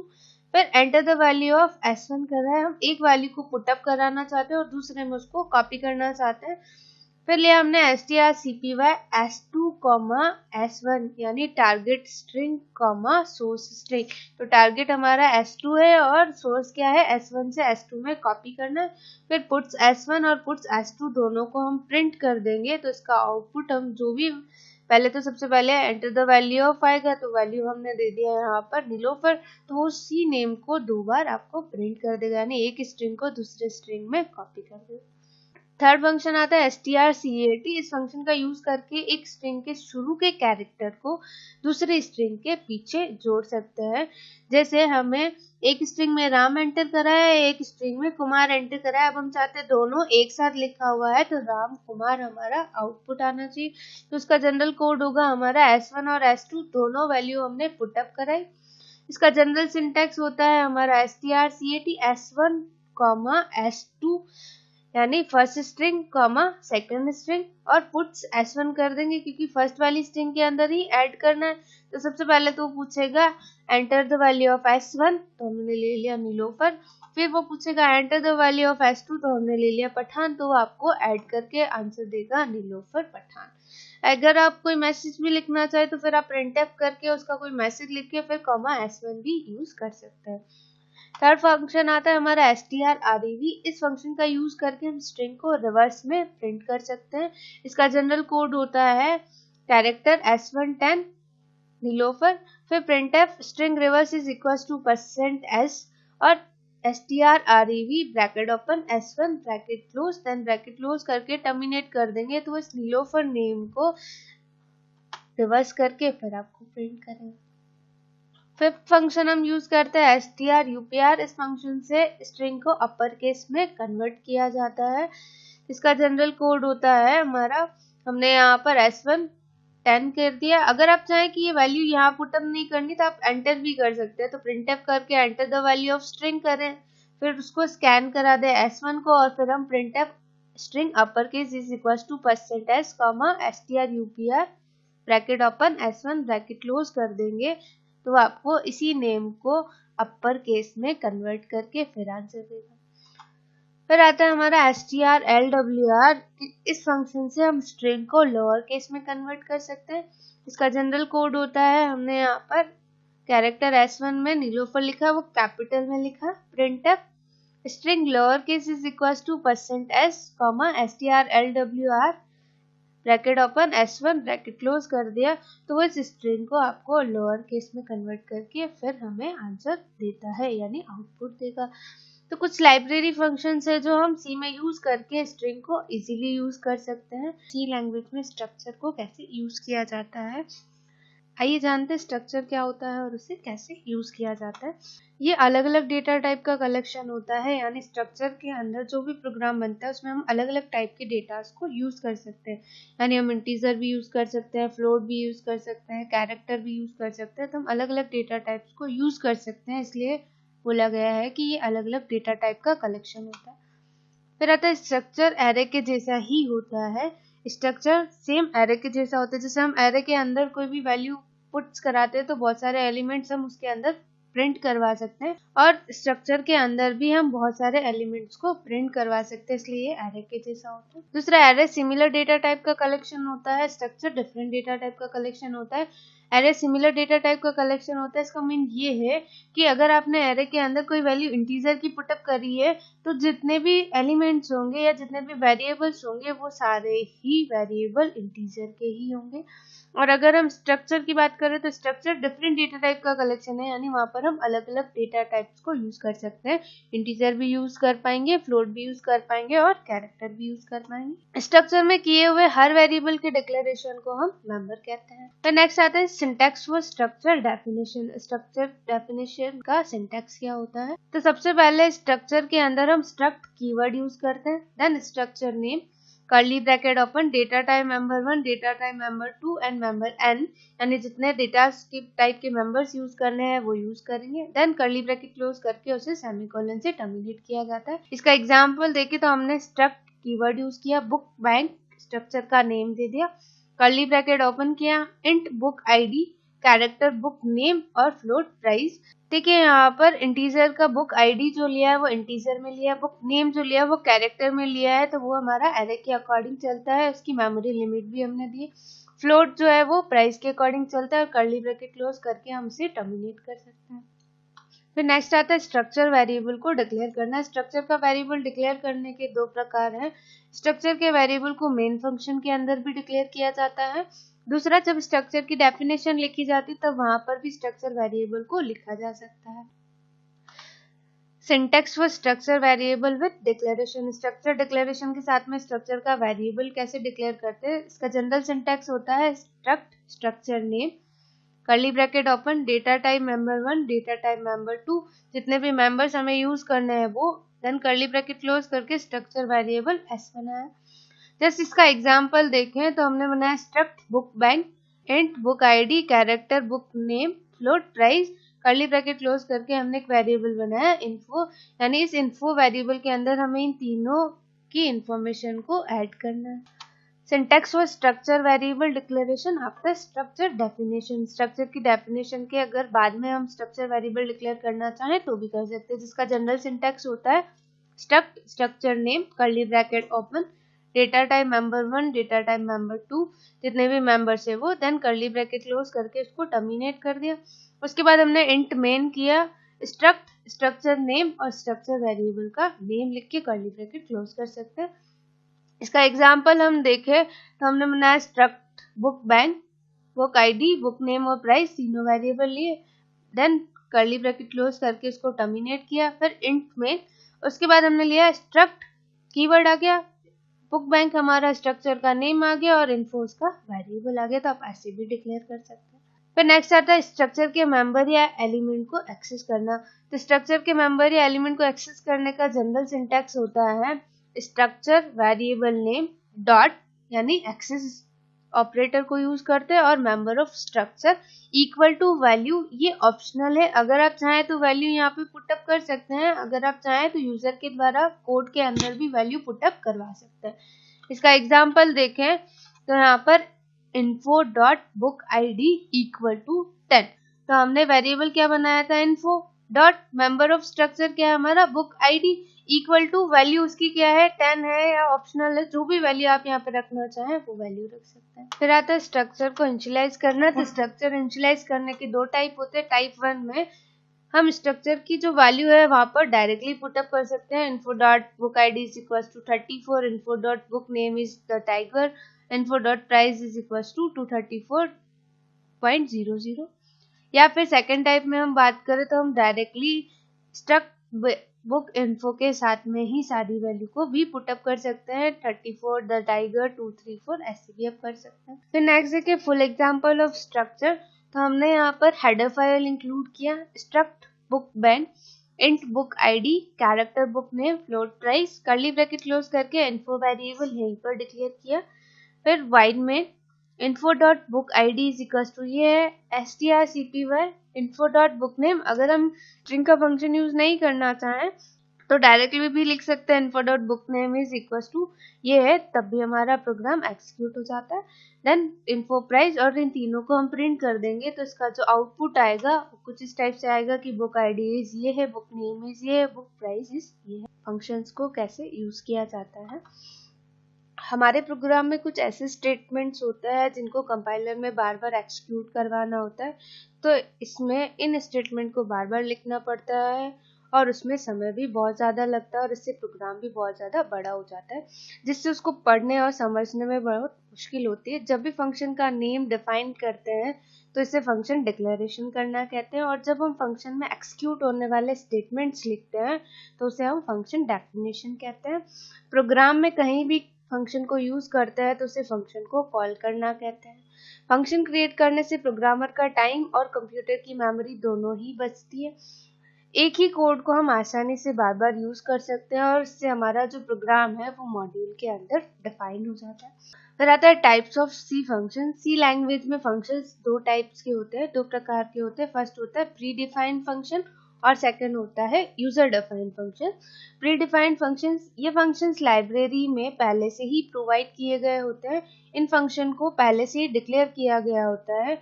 हम अपने प्रोग्राम में उनका यूज करना चाहते हैं तो हमें #include stdio.h यानी हेडर फाइल को अपने प्रोग्राम में इंक्लूड करना होता है। फिर आता है यूजर डिफाइंड फंक्शन। ये फंक्शंस वह फंक्शन होते हैं जो प्रोग्रामर खुद क्रिएट करता है। Creating a function, C language में फंक्शन क्रिएट करने के 3 स्टेप्स है। सबसे फर्स्ट आता है फंक्शन डिक्लेरेशन, सेकंड होता है फंक्शन डेफिनेशन और थर्ड होता है फंक्शन को कॉल करना। सबसे फर्स्ट हम देखें फंक्शन डिक्लेरेशन, तो इसमें फंक्शन का नेम और फंक्शन का रिटर्न टाइप डिक्लेयर करते हैं। हम चाहे तो फंक्शन में पैरामीटर भी पास कर सकते हैं। इसका जनरल सिंटैक्स होता है return type, function name and parameters. Just इसका एग्जांपल की बात करें तो हमने रिटर्न टाइप में ले लिया int, function name addition, parameter ले लिया हमने int a, int b। Second आता है फंक्शन की डेफिनेशन। हम फंक्शन में जो कोड एक्सिक्यूट करना चाहते हैं वो फंक्शन की डेफिनेशन के अंदर लिखा जाता है। इसका जनरल सिंटैक्स होता है return type, function name, parameter list, curly bracket open, body of statement, then curly bracket close. जैसे हम एडिशन का फंक्शन बनाना चाहते हैं, यानी किसी प्रोग्राम में फंक्शन को यूज करके एडिशन करना चाहते हैं तो कैसे लिखेंगे, तो int addition, int a, int b, curly bracket open, int c यहीं पर डिक्लेयर किया, c is equal to a plus b, और printf sum is equal to %d integer का फॉर्मल स्पेसिफायर होता है, c कर देंगे तो वो हमें इन a और b की वैल्यू को प्लस करके c में असाइन करके फिर प्रिंट कर देता है। फंक्शन को कॉल करना, प्रोग्राम में हमें जहां भी फंक्शन यूज करना होता है उसे हमें फंक्शन को कॉल करना कहते हैं। इसका जनरल सिंटैक्स होता है फंक्शन नेम एंड आर्ग्यूमेंट। इसका एग्जांपल है तो ऐड 20, यानी हमने दोनों आर्ग्यूमेंट की जो वैल्यू है वो असाइन कर दी। जब भी हम फंक्शन को कॉल करते हैं तो हमें आर्ग्यूमेंट भी पास करना होता है। आर्ग्यूमेंट हम तभी यूज करते हैं जब वो फंक्शन को डिक्लेयर करते समय पैरामीटर पास करते हैं, तभी हम आर्ग्यूमेंट को यूज कर सकते हैं। तो सी लैंग्वेज में फंक्शन को दो टाइप से कॉल किया जाता है। फर्स्ट होता है कॉल बाय वैल्यू, सेकंड है call by reference. Call by value इस तरीके में आर्ग्यूमेंट के रूप में वैल्यूज और वेरिएबल पास किए जाते हैं, और कॉल बाय रेफरेंस में इस तरीके में आर्ग्यूमेंट के रूप में वेरिएबल का रेफरेंस पास किया जाता है। अब सबसे फर्स्ट हम देखें कॉल बाय वैल्यू। तो जब हम फंक्शन कॉल करते समय आर्ग्यूमेंट के रूप में कोई वैल्यू पास करते हैं तो वह पैरामीटर वेरिएबल में कॉपी हो जाती है और उसके बाद उन वेरिएबल पर ऑपरेशन परफॉर्म किए जाते हैं। इसी प्रकार जब हम फंक्शन को कॉल करते समय कोई वेरिएबल पास करते हैं और तो असल में वो वेरिएबल फंक्शन में नहीं पास किया जाता, बल्कि उस वेरिएबल की वैल्यू पैरामीटर वेरिएबल में कॉपी की जाती है और उसके बाद उस पैरामीटर वेरिएबल पर ऑपरेशन परफॉर्म किए जाते हैं। इस तरह के फंक्शन को कॉल बाय वैल्यू कहा जाता है। इसमें असल आर्गुमेंट वेरिएबल की वैल्यू चेंज नहीं होती है, जो भी ऑपरेशन होता है वो पैरामीटर वेरिएबल पर ही परफॉर्म किया जाता है। Example for call by value, हमने हेडर फाइल इंक्लूड किया, फंक्शन लिया int add int a, b, wide main curly bracket open, int result एक वेरिएबल डिक्लेयर किया, int x is equals to 5, int y is equals to 4, printf कर दिया, the addition is performed, calling add function by value, तो हमने result is equals to add bracket open x, y value ले लिया यहाँ पर, फिर printf कर दिया रिजल्ट को, printf value of a is %d and value of b is %d, x, y, तो x की जो वैल्यू है वो a में असाइन हो जाएगी, y की जो वैल्यू है वो b में असाइन हो जाएगी। फिर below function take value for variable as argument and perform operation on them, तो int add int a int b int c is equals to a plus b int c, और इसको close कर देंगे तो इसका आंसर होगा the addition is perform, result is 9 और value of a is 5 and value of b is 4, तो वो वैल्यू x की जो वैल्यू थी वो a में असाइन हो गई है, y की जो वैल्यू थी b में असाइन हो गई, और इन दोनों को प्लस करके उसने एडिशन परफॉर्म किया जिसका रिजल्ट 9 है। फिर नेक्स्ट आता है कॉल बाय रेफरेंस। किसी भी फंक्शन को कॉल करते समय असल वेरिएबल पास करने की बजाय उनका एड्रेस पास किया जाता है। ऐसा करने पर उन वेरिएबल का एड्रेस पैरामीटर वेरिएबल में कॉपी होगा और पैरामीटर वेरिएबल मेमोरी में असल आर्गुमेंट वेरिएबल को ही पॉइंट करता है। इसका एग्जाम्पल हम देखें तो यहाँ पर हैश इंक्लूड्स stdio.h, तो function declaration with value at operator. यहाँ पर हम फंक्शन का जो डिक्लेरेशन करेंगे वो ऑपरेटर के साथ में करेंगे, तो यहाँ पर हमने पॉइंटर यूज किया, int add int pointer s int main int s is equals to 2, call by reference print कर दिया। फिर फंक्शन को कॉल कराया तो add bracket open address of s के थ्रू से कॉल कराया और s को प्रिंट कर दिया। फिर आती फंक्शन की डेफिनेशन, तो int add int pointer s, तो pointer s is equals to pointer s plus 2, तो यहाँ पर हमारा जो रिजल्ट आएगा वो कितना आएगा 4, यानी हमारा जो s वाली वैल्यू है वो तो 2 है, लेकिन पॉइंटर s किया है यानी ये वाली जो वैल्यू है उसके रेफरेंस के अकॉर्डिंग वो इस वैल्यू को भी प्लस करके फिर हमें आंसर रिटर्न करता है। फिर आता है एग्जाम्पल ऑफ सी फंक्शन। अब सी फंक्शन का एग्जाम्पल देखें तो यहाँ पर सबसे पहले हमने फंक्शन का डिक्लेरेशन किया int add int a, int b, उसके बाद int main int result the addition program using function. फिर फंक्शन को कॉल करा, result is equal to add 2,7 और रिजल्ट को प्रिंट कर दिया। फिर फंक्शन की डेफिनेशन दी है int add int a, int b और int c, c is equal to a plus b, return c चाहिए आप 0 भी लिख सकते हैं, और तो इसका आउटपुट होगा हमारा the addition program using function, result is 9, तो वो हमें यहाँ पर 9 प्रिंट करके देगा। एरे क्या होता है और उसे कैसे यूज किया जाता है। एरे एक सिमिलर डेटा टाइप की वैल्यू का कलेक्शन होता है। सिमिलर डेटा टाइप का मतलब एक ही तरह के डेटा स्टोर किए जा सकते हैं, जैसे इंट, फ्लोट, कैरेक्टर एक्सेट्रा। सी लैंग्वेज एरे के द्वारा ऐसी फैसिलिटी प्रोवाइड करती है जो एक ही वेरिएबल में बहुत सारे डेटा या उससे ज्यादा इंफॉर्मेशन को हम स्टोर कर पाए। सिंटैक्स फॉर एरे डिक्लेरेशन, इसका जनरल सिंटैक्स होता है data type, array name and size.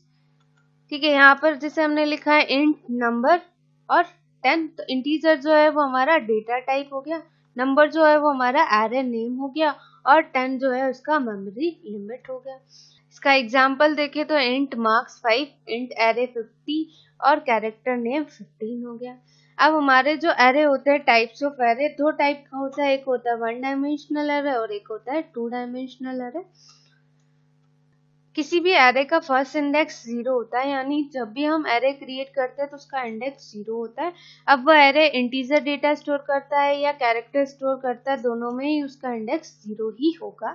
इसको हम एक डायग्राम के थ्रू समझे तो हमने यहाँ पर एलिमेंट्स लिए 24, 25, 26, 27 और 15, ये हमारे एरे के एलिमेंट्स है। एरे का जो साइज डिफाइन किया गया है वो हमने लिया 5। अब इसका जो इंडेक्स चलता है वो कहाँ से चलेगा, 0, 1, 2, 3, 4। तो ये हमारा इंडेक्स नंबर चलता है, 0 से लेके स्टार्ट होता है। ये हमारे मार्क्स है जिसको हमने एरे का नेम दे दिया, तो साइज दिया है 5, मार्क्स उसका एरे का नेम हो गया, इंडेक्स नंबर 0 से चलता है और ये हमारे एरे के एलिमेंट्स कहलाते हैं। फिर आता है इनिशियलाइजेशन ऑफ एरे, एरे को इनिशियलाइज करना। तो एरे इनिशियलाइजेशन का जनरल सिंटैक्स होता है data type array name size is equals to value 1, 2, 3, जो भी वैल्यूज है हमारी उसको कर्ली ब्रैकेट के अंदर लिख के टर्मिनेट किया जाता है। इसका एग्जांपल देखें तो हमने लिया इंट नंबर 5, यानी हम इसमें 5 एलिमेंट को स्टोर करवाने वाले हैं और कौन कौन सी वैल्यू स्टोर होने वाली है वो हमने लिख दी है 50, 100, 150, 200, 250, ये लिख दिया हमने। फिर आता है कि array program example without using loop. Array का जो प्रोग्राम होता है जनरली लूप को यूज करके ज्यादा बनाया जाता है, अगर आप बिना लूप के भी बनाना चाहें तो भी बना सकते हैं। ऐसे हमने यहाँ पर हेडर फाइल इंक्लूड किया int main, int number 5, enter the value of number 1, 2, 3। अब इसका जो एड्रेस है उसके अकॉर्डिंग हमने प्रिंट किया है, देखो नंबर ऑफ 0, 1, 2, 3 और 4। उसके बाद हमने प्रिंट एफ कर दिया एरे एलिमेंट %d, क्योंकि हमने 5 वैल्यूज एंटर करनी है, 5 एलिमेंट से तो 5 बार %d लगाया और इन सारी वैल्यूज को यहाँ पर लिख के कर्ली ब्रैकेट क्लोज कर देंगे। तो पहले तो वो हमसे नंबर 1, 2, 3, 4 ऐसे पूछेगा और उसके बाद में वो हमारे सारे एलिमेंट्स को एक साथ प्रिंट कर देगा। अब हमने यहाँ पर एलिमेंट जो है एंटर करवाया है, अगर आप चाहें तो यहाँ पर भी सारे एलिमेंट्स को एक साथ लिख दे और फिर प्रिंट कर देंगे, तब भी हमारे ये सारे एलिमेंट्स प्रिंट हो जाते हैं। अब ये विदाउट यूजिंग लूप है, अगर हम चाहें कि लूप को यूज करके फिर बनाना है तब भी आप बना सकते हैं कि हमें कितने वैल्यूज इंस्टॉल करने हैं, 5, आई कर दिया, आई के लिए लूप चलाया इसलिए हमने आई डिक्लेयर किया है। अब एक लूप चलाया हमने एंटर योर नंबर्स के लिए और हमने कर दिया नंबर ऑफ आई, ये लूप चला हमने। तो पहले वैल्यू पुटअप होगी, कितनी वैल्यू पुटअप होगी, कहाँ तक चाहिए हमें वैल्यू, 4 तक चाहिए, 0 से लेके 4 तक चाहिए इसलिए। फिर हमें यहाँ पर एरे एलिमेंट और फिर लूप चलाया हमने इन सारे नंबर्स को प्रिंट करने के लिए। तो पहले यहाँ पर एलिमेंट्स पूछेगा तो एंटर या नंबर 1, 2, 3, 4, हमने ये एंटर कर दिए तो आपको प्रिंट करेगा एरे एलिमेंट 1, 2, 3, 4, 5। तो आप ऐसे भी यूज कर सकते हैं। फिर आता है 2 डायमेंशनल एरे, वो तो अभी जो हमने देखा तो 1 डायमेंशनल एरे है, यानी एक ही कॉलम में और एक ही रो में हमारा डेटा प्रिंट हो रहा है। हम चाहते हैं 2 कॉलम और अलग अलग रोज में हमारा डेटा है, तो उसके लिए हम 2 डायमेंशनल एरे को यूज करते हैं। 2 डायमेंशनल एरे का जनरल सिंटैक्स होता है data type array name row size and column size, यानी रो की कितनी साइज आपको चाहिए, कॉलम की कितनी साइज आपको चाहिए वो। इसका एग्जाम्पल ले तो हमने ले लिया इंट एरे 3, 5, कैरेक्टर नेम 5, 20, यानी 5 रोज चाहिए, 20 हमें कॉलम्स चाहिए। फ्लोट में ले लिया तो 10 हमें रोज चाहिए, 5 हमें कॉलम्स चाहिए। ऐसा इनिशियलाइजेशन ऑफ 2 डायमेंशनल एरे की बात करें तो सबसे पहले यहाँ पर एरे इनिशियलाइजेशन का सिंटैक्स होता है data type array name row and column equal to जो भी वैल्यू आप लेना चाहते हैं वो। इसका एग्जाम्पल देखें तो हम यहाँ पर ऐसे लिख सकते हैं एरे 2, 5, 10, 15, 40, 60, 150 और 35। 2 डायमेंशनल एरे का एग्जाम्पल देखें तो यहाँ पर हमने एरे डिक्लेयर किया है 1, 2, 3, 4, 5, 6, 7, 8। हमने यहाँ पर लूप चलाया 4 तक, इनर लूप चलाया है 2 तक, यानी 2 कॉलम चाहिए है, 4 हमें रोज चाहिए और एरे ऑफ i, j और printf n करके कर्ली ब्रैकेट क्लोज करके और यहाँ पर तो इसका आउटपुट कैसा आएगा 1 2 3 4 5 6 और 7 8। तो यहाँ पर हमारा लूप कैसे चला है, देखो फर्स्ट लूप चला है हमने 4 तक, तो वो हमारी रोज होगी। 2 कॉलम्स के लिए चलाया है तो 2 कॉलम में हमारा डेटा इस टाइप से प्रिंट हो जाता है। सी लैंग्वेज में पॉइंटर को कैसे यूज किया जाता है। सी लैंग्वेज में हर एक वेरिएबल का एक मेमोरी एड्रेस होता है और उस मेमोरी एड्रेस को देखने के लिए प्रोग्रामर को वेरिएबल से पहले एड्रेस ऑपरेटर का यूज करना होता है। फॉर एग्जाम्पल हमने यहाँ पर लिया int a, printf address of a is %d, address of a। तो वो क्या करेगा, हमने यहाँ पर सिर्फ a डिक्लेयर किया हुआ है, उसकी कोई वैल्यू यहाँ पर असाइन नहीं की और यहाँ पर हमने प्रिंट क्या कर दिया एड्रेस ऑफ a, यानी जो कंपाइलर में a का एड्रेस है वो हमें प्रिंट करना है। तो address of a is equal to वो जो भी एड्रेस होगा उस वेरिएबल का वो प्रिंट कर देता है। इसी मेमोरी एड्रेस की मदद से वेरिएबल की वैल्यू को एक्सेस किया जाता है, इसे हम पॉइंटर कहते हैं। पॉइंटर किसी दूसरे वेरिएबल का एड्रेस होल्ड करके रखता है। हर एक वेरिएबल का एक एड्रेस होता है, जब वेरिएबल डिक्लेयर होता है तभी उसका एक मेमोरी लोकेशन पर वो स्टोर भी हो जाता है। फॉर एग्जांपल हमने लिया int a is equal to 10, तो वेरिएबल और लोकेशन का नेम हो गया a, वेरिएबल की वैल्यू जो है वो 10 और उसका जो मेमोरी एड्रेस होगा वो आपको यहाँ पर प्रिंट करता है, यानी वो कंपाइलर ऑटोमेटिकली ले लेता है। सिंटैक्स फॉर पॉइंटर डिक्लेरेशन, तो सबसे फर्स्ट आता है डेटा टाइप। पॉइंटर के लिए हम स्टार का आइकन यूज करते हैं और फिर then pointer name. Example of pointer declaration करें तो int pointer 1 star pointer 1 character star pointer 2 float star pointer 3 double star pointer 4। ये हमारा इंटीजर पॉइंटर वेरिएबल है, ये हमारा कैरेक्टर का है, ये फ्लोट का है और ये डबल का है, क्योंकि डेटा टाइप हमारा वो चल रहा है। तो इंटीजर का होगा तो वो इंटीजर की वैल्यू एक्सेस करेगा, कैरेक्टर का होगा तो कैरेक्टर की वैल्यू एक्सेस करेगा। फिर फुल एग्जांपल फॉर पॉइंटर की बात करें तो यहाँ पर हमने हेडर फाइल इंक्लूड किया इंट में int a is equal to 10, int pointer p integer का पॉइंटर वेरिएबल बना। फिर pointer is equal to address of a, pointer के अंदर हमने क्या किया a का जो एड्रेस है उसको पुटअप करा दिया। तो पहले हम a की वैल्यू को प्रिंट करेंगे, फिर यहाँ पर address of a is %u ptr, तो यहाँ पर पॉइंटर की वैल्यू यानी जो a का एड्रेस होगा वो पॉइंटर में असाइन करेगा, तो इसका आउटपुट होगा value of a is 10, address of a is जो भी एड्रेस होगा कंपाइलर के अकॉर्डिंग वो ले लेता है। पॉइंटर के दो मेथड्स होते हैं, सबसे फर्स्ट आता है रेफरेंसिंग ऑपरेटर और एक होता है डीरेफरेंसिंग ऑपरेटर। रेफरेंसिंग ऑपरेटर, रेफरेंसिंग मतलब किसी दूसरे वेरिएबल का एड्रेस होल्ड करके रखना होता है। हर वेरिएबल का एड्रेस होल्ड करने के लिए जिसका एड्रेस होल्ड करना है और जिस पॉइंटर वेरिएबल में होल्ड करना है उन दोनों का डेटा टाइप सेम होना चाहिए। For example int a is equal to 10, int pointer p और ptr is equal to address of a, तो address of a store in pointer, तो हमारा जो a का एड्रेस है वो कहाँ पर स्टोर हो रहा है पॉइंटर के अंदर। ऐसे होता है हमारा डीरेफरेंसिंग ऑपरेटर। डीरेफरेंसिंग में एड्रेस यानी स्टार का सिंबल यूज किया जाता है, पॉइंटर में इसे डीरेफरेंसिंग ऑपरेटर कहते हैं। डीरेफरेंसिंग में पॉइंटर में स्टोर किए गए वैल्यू को एक्सेस किया जाता है। तो हमने यहाँ लिखा है int a is equal to 10, int pointer यानी इंटीजर का पॉइंटर बना, फिर pointer is equal to address of a, यानी पॉइंटर किसके बराबर है a के एड्रेस के बराबर है। लेकिन हमने यहाँ पर क्या किया int b is equal to star ptr, तो ये हो गया हमारा डीरेफरेंसिंग। तो printf value of b is equal to %d, b, तो इसका आउटपुट आएगा 10, यानी हमारी जो a की वैल्यू है वो पॉइंटर में असाइन है, इंटीजर का पॉइंटर है इसलिए, तो पॉइंटर की जो वैल्यू होगी वो भी यहाँ पर 10 प्रिंट कर देगा। फाइल हैंडलिंग फंक्शन को कैसे यूज किया जाता है। नॉर्मली हम किसी भी प्रोग्राम को क्रिएट करते हैं और उसके बाद उसका आउटपुट देखने के बाद जब उसे बंद कर देते हैं तो हमारा आउटपुट वहां से हट जाता है। तो अगर हम चाहते हैं कि उस आउटपुट को हम किसी फाइल के अंदर स्टोर करके रखते हैं तो उसके लिए हम फाइल हैंडलिंग ऑप्शन को यूज कर सकते हैं, और इसमें जनरली डेटा स्टोर करने के लिए हम ज़्यादातर टेक्स्ट फाइल का यूज करते हैं। किसी भी सी प्रोग्राम में प्रोसेस होने वाली ज़रूरी डेटा को फाइल में स्टोर करने के लिए या फाइल को क्रिएट या ओपन करना या फाइल में डेटा अपडेट करना, रीड या राइट करने के लिए जो प्रोसेस यूज किया जाता है उसे हम फाइल हैंडलिंग कहते हैं।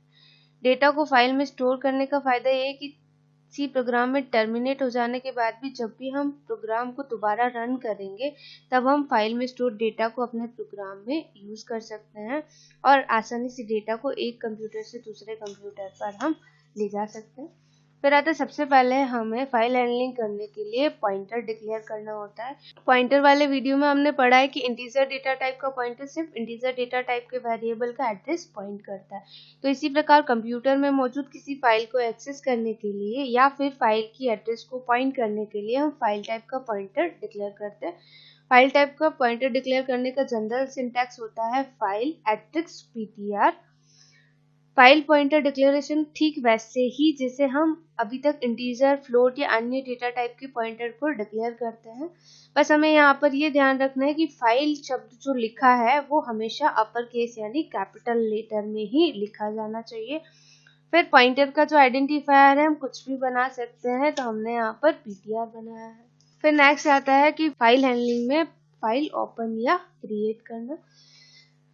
फाइल हैंडलिंग में फाइल ओपन करने के लिए या न्यू फाइल क्रिएट करने के लिए fopen फंक्शन का यूज किया जाता है। ये फंक्शन हमारी फाइल को ओपन करता है और वह फाइल कंप्यूटर में नहीं है तो क्रिएट भी कर देता है। fopen फंक्शन का जनरल सिंटैक्स होता है file pointer fopen bracket open inverted comma में file name inverted comma close then mode यहाँ पर हम लिखते हैं। ठीक है, अभी देखो यहाँ पर fopen के अंदर हमने दो आर्ग्यूमेंट्स यूज किए, एक तो हमारा फाइल का नेम हो गया और एक हमारा यहाँ पर मोड यूज हो गया है। ठीक है, अब अगर इसका एग्जाम्पल देखें तो यहाँ पर इसके दो एग्जाम्पल्स है। एक तो है fopen इन्वर्टेड कॉमा में book.txt बुक जो हमारी फाइल है उसका फॉर्मेट होता है, बुक हमारी फाइल का नेम है। जनरली फाइल हैंडलिंग के अंदर टेक्स्ट फॉर्मेट वाली फाइल को ज्यादा यूज किया जाता है। कॉमा हमारा मोड कौन सा है वो मोड हम यहाँ पर यूज कर सकते हैं। ठीक है, अब देखो यहाँ पर हमने दो एग्जांपल लिखे हैं। एक में तो हमने ओनली फाइल का नेम और फाइल का फॉर्मेट लिखा और एक में हमने फाइल का पाथ भी लिखा हुआ है। ठीक है, अगर हम चाहते हैं कि हमने जहाँ पर हमारा प्रोग्राम सेव किया हुआ है ये फाइल वहीं पर क्रिएट हो जाए या वहीं पर है ये हम दिखाना चाहते हैं तो हम सिर्फ फाइल का नेम और उसका फॉर्मेट यूज करते हैं। और अगर हम चाहते हैं कि हमारा जो प्रोग्राम है वो तो किसी दूसरी जगह पर सेव है और हम जो हमारी ये जो फाइल है book.txt ये किसी और लोकेशन पर है तो फिर हम उसका लोकेशन भी यहाँ पर सेव कर सकते हैं। तो d फोल्डर का नेम जिस फोल्डर में है देन हमारी फाइल का नेम लिख के कॉमा मॉड कर देंगे तब भी वो हमारी फाइल को एक्सेस कर पाएगा या रीड कर पाएगा। फिर आता है file opening mode in file handling, यानी फाइल ओपनिंग के लिए अलग अलग मोड्स यूज किए जाते हैं। तो मोड कौन से होते हैं, तो 3 टाइप्स के होते हैं, 3 मोड्स है। सबसे फर्स्ट आता है रीडिंग मोड जिसको हम R से लिखते हैं। फिर आता है राइट मोड जिसको हम W से आइडेंटिफाई करते हैं और फिर आता है अपेंड मोड जिसे हम A से आइडेंटिफाई करते हैं। ठीक है, मोड की हेल्प से हम कंपाइलर को ये पता चलता है कि आप फाइल को किस ऑपरेशन के लिए ओपन या क्रिएट करना चाहते हैं। जैसे हम डेटा रीड करने के लिए ओपन कर रहे हैं, डेटा राइट करने के लिए ओपन कर रहे हैं या फिर डेटा अपेंड करने के लिए ओपन कर रहे हैं। ठीक है, सबसे फर्स्ट आता है हमारा रीड मोड। जब हम किसी फाइल का डेटा रीड करवाना चाहते हैं तो हम रीड मोड का यूज करते हैं। जिस फाइल को हम ओपन कर रहे हैं या वो पहले से नहीं है तो fopen फंक्शन नल रिटर्न करता है क्योंकि रीड मोड में fopen फंक्शन फाइल क्रिएट नहीं कर सकता है। तो रीड मोड का जनरली एग्जांपल होता है fopen file name .txt r comment से हमारा रीड मोड में हमें उस फाइल को ओपन करना है। फिर नेक्स्ट आता है राइट मोड। राइट मोड जब हम किसी फाइल में डेटा राइट करवाना चाहते हैं तब हम राइट मोड का यूज करते हैं। इस मोड में फाइल पहले से मौजूद नहीं है तो fopen फंक्शन उस नेम से न्यू फाइल क्रिएट कर देता है। ऐसी फाइल जिसको हम राइट मोड में ओपन कर रहे हैं तो उसमें जो पहले से कंटेंट लिखा हुआ होता है राइट मोड उस डेटा को ओवर रिटन कर देता है। फाइल ओवर रिटन का मतलब होता है कि उस फाइल में जो पहले से डेटा मौजूद होता है उस डेटा को हटा दिया जाता है और आप जो नया डेटा एंटर करना चाहते हैं वो लिख दिया जाता है। राइट मोड का जस्ट एग्जांपल देखें तो fopen file name .txt, W यानी राइट मोड में ओपन करना है। थर्ड आता है हमारा अपेंड मोड। यह मोड बिल्कुल राइट मोड की तरह ही होता है, बस यह मोड डेटा को अपेंड करता है यानी पहले से मौजूद डेटा तो उस फाइल में रहेगा ही और उसके बाद जो भी नया डेटा है वो भी उसके साथ में ऐड हो जाता है। इसका जनरल एग्जांपल है f open file name .txt और यहाँ पर हमारा मोड लिखा जाता है कि हम कौन से मोड में उसे ओपन करना चाहते हैं, वो मोड हम यहाँ पर लिखते हैं। फिर आता है फाइल हैंडलिंग में फाइल को क्लोज करना। जब हम फाइल हैंडलिंग ऑपरेशन के लिए फाइल ओपन करते हैं तो काम होने के बाद ये भी ज़रूरी होता है कि हम उस फाइल को क्लोज करें। तो उस फाइल को क्लोज करने के लिए हम fclose फंक्शन का यूज करते हैं, जिसका जनरल सिंटैक्स होता है fclose ब्रैकेट ओपन, फाइल का पॉइंटर, जो भी पॉइंटर हमने फाइल का बनाया है वो ब्रैकेट क्लोज करके हम उसे टर्मिनेट कर देते हैं। Right data in file using fputc and putc function. fputc function और putc फंक्शन दोनों का सिंटैक्स और यूज एक ही होता है। दोनों फंक्शन की हेल्प से हम सिंगल कैरेक्टर को फाइल में राइट किया जा सकता है। फाइल हैंडलिंग में फाइल के डेटा को रीड करने के लिए हमें बहुत बिल्ट इन फंक्शन का सपोर्ट मिलता है। putc फंक्शन का जनरल सिंटैक्स होता है putc character value comma file pointer bracket close करके टर्मिनेट कर देते हैं। और fputc का जनरल सिंटैक्स होता है fputc कैरेक्टर वैल्यू और फाइल पॉइंटर। हम इनका जनरल सिंटैक्स यूज कर सकते हैं। फिर putc फंक्शन का जस्ट एग्जांपल देखें तो यहाँ पर हमने हेडर फाइल इंक्लूड किया, इंट मेन कैरेक्टर में ch डिफाइन किया, फाइल का पॉइंटर बना दिया ptr equals to f open, जैसा हमने अभी जनरल सिंटैक्स देखा था f open फंक्शन का, तो f open bracket open file का name .txt inverted comma close comma, हम कौन से मोड में उसको ओपन करने वाले हैं, राइट मोड में, तो हमने राइट मोड लिखा। If ptr equals to null file is not open और क्रिएटेड, अगर पॉइंटर नल के इक्वल टू हो जाएगा तो हमें क्या आंसर आएगा, फाइल इज नॉट ओपन। और अगर ये कंडीशन फॉल्स होती है तो एल्स में हमें पूछेगा एंटर द कैरेक्टर, यानी हमें वो कैरेक्टर एंटर करना। फिर putc फंक्शन उस कैरेक्टर को पॉइंटर से रीड करने का काम करेगा और fclose करके हमने उस फाइल को क्लोज कर दिया। तो इसका आउटपुट जो आएगा वो कैसे आएगा, एंटर कैरेक्टर a। अब एंटर कैरेक्टर a, अब हमने यहाँ पर वैल्यू पुटअप करा दी और हमने मोड कौन सा यूज किया है, w, यानी राइट मोड ओपन किया है। तो अब हमारी ये जो फाइल है abc.txt ये हमारे कंप्यूटर में उसी जगह क्रिएट होगी जहाँ पर हमारा प्रोग्राम सेव है, और उस फाइल को आप ओपन करके देखेंगे तो उस फाइल में आपको h कैरेक्टर राइट किया हुआ दिखेगा। नेक्स्ट हम यूज करते हैं fputs फंक्शन। अगर हम सिंगल कैरेक्टर की बजाय पूरी स्ट्रिंग फाइल में राइट करना चाहते हैं तो उसके लिए हम fputs फंक्शन को यूज करते हैं, जिसका जनरल सिंटैक्स होता है हमारा fputs string value comma pointer value.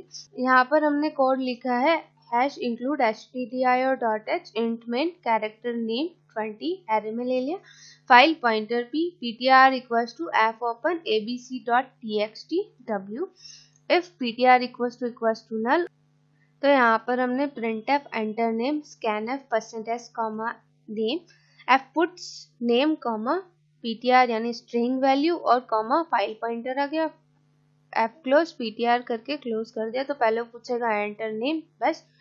अब अगर हम इस फाइल को जाके ओपन करके देखेंगे तो उस फाइल के अंदर हमें ये डेटा आपको दिखा हुआ दिखेगा। फिर नेक्स्ट आता है right data in file using fprintf function. fprintf function लगभग printf फंक्शन की तरह ही होता है। जैसे हम printf फंक्शन से स्क्रीन पर फॉर्मेटेड डेटा प्रिंट करते हैं, वैसे fprintf फंक्शन से अलग अलग डेटा टाइप के वेरिएबल को एक पर्टिकुलर फॉर्मेट में फाइल में राइट कर सकते हैं। fprintf फंक्शन का जनरल सिंटैक्स होता है fprintf file pointer, format specifier और वेरिएबल।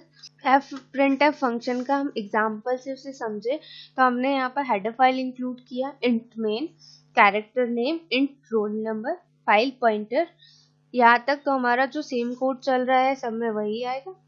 फिर एल्स में हमने कर दिया printf enter student roll number को प्रिंट कर दिया, एंटर स्टूडेंट नेम को स्कैन करवा दिया। फिर हमने लिखा fprintf file pointer comma formal specifier में हमने रोल नंबर के लिए %d यूज करना है, नेम के लिए %s यूज करना है, comma roll number comma name और ब्रैकेट क्लोज करके टर्मिनेट कर देंगे। तो वो हमें यहाँ पर पूछेगा एंटर स्टूडेंट रोल नंबर, तो हमने स्टूडेंट का रोल नंबर लिखा, एंटर स्टूडेंट नेम तो नेम हमने यहाँ पर लिखा है, तो हमें फाइल के अंदर कैसे दिखेगा, रोल नंबर कॉमा नेम ये है, तो वो हमें फाइल के अंदर इस डेटा को राइट करके शो कर देता है। फिर नेक्स्ट आता है हमारा EOF फंक्शन। EOF फंक्शन, किसी भी फाइल में EOF का यूज करने का फायदा ये है कि फाइल से डेटा रीड करने वाले लूप में हम ये कंडीशन लगा देते हैं, जैसे ही फाइल में ये फंक्शन मिल जाए वैसे ही हमारा लूप स्टॉप हो जाए। तो इसका फायदा ये होता है कि फाइल से डेटा रीड करने वाले लूप में हम ये कंडीशन लगा देते हैं और जैसे ही उसे EOF मिल जाता है तो लूप हमारा वहीं पर स्टॉप हो जाता है। एक और होता है FEOF। FEOF का यूज ये पता लगाने के लिए किया जाता है कि फाइल से डेटा रीड करते समय फाइल पॉइंटर फाइल के एंड तक यानी EOF तक पहुंचा है या नहीं है। तो FEOF फंक्शन को फाइल में EOF कंसेंट मिल जाता है। ये फंक्शन कोई भी नॉन जीरो वैल्यू ट्रू यानी रिटर्न नहीं करता है, और अगर इसे EOF कंसेंट नहीं मिलता है तो ये जीरो या फिर false return. Read data from file handling using fgetc and getc function. fgetc function और getc फंक्शन दोनों का सिंटैक्स और यूज एक ही होता है। दोनों फंक्शन की हेल्प से हम फाइल में से सिंगल कैरेक्टर को रीड कर सकते हैं। जब हम इन दोनों में से किसी भी फंक्शन से फाइल में से डेटा रीड करते हैं तब वह फंक्शन उस फाइल में से सिंगल कैरेक्टर को रीड करके रिटर्न करता है और फाइल पॉइंटर को अगले कैरेक्टर पर मूव कर देता है। हम फिर उस फंक्शन से फाइल से डेटा रीड कर सकते हैं, तब वह कैरेक्टर रिटर्न होगा जिस फाइल का पॉइंटर मूव हुआ है, और इसी तरह हम बार बार फंक्शन को कॉल करके एक एक कैरेक्टर को रीड कर सकते हैं। getc फंक्शन का जनरल सिंटैक्स होता है character getc bracket open file pointer bracket close करके टर्मिनेट कर दे। fgetc फंक्शन का जनरल सिंटैक्स होता है कैरेक्टर fgetc ब्रैकेट में फाइल पॉइंटर ब्रैकेट क्लोज करके उसे टर्मिनेट कर दिया जाता है। getc फंक्शन का एग्जाम्पल देखें तो हमने यहाँ पर कोड लिखा है #include stdio.h int main character में ch डिफाइन किया, file pointer ptr is equals to fopen abc.txt r if ptr equal to null file is not open, और else में हमने दिया है while not equals to EOF bracket में pointer bracket close then curly bracket open ch equals to getc bracket open में ptr और printf करके ch को स्कैन करा और फाइल को क्लोज कर दिया। अब हमने इस प्रोग्राम के अंदर while लूप की कंडीशन में FEOF फंक्शन की हेल्प से ये चेक किया है कि क्या फाइल पॉइंटर EOF यानी एंड ऑफ फाइल तक पहुंच गया है या नहीं।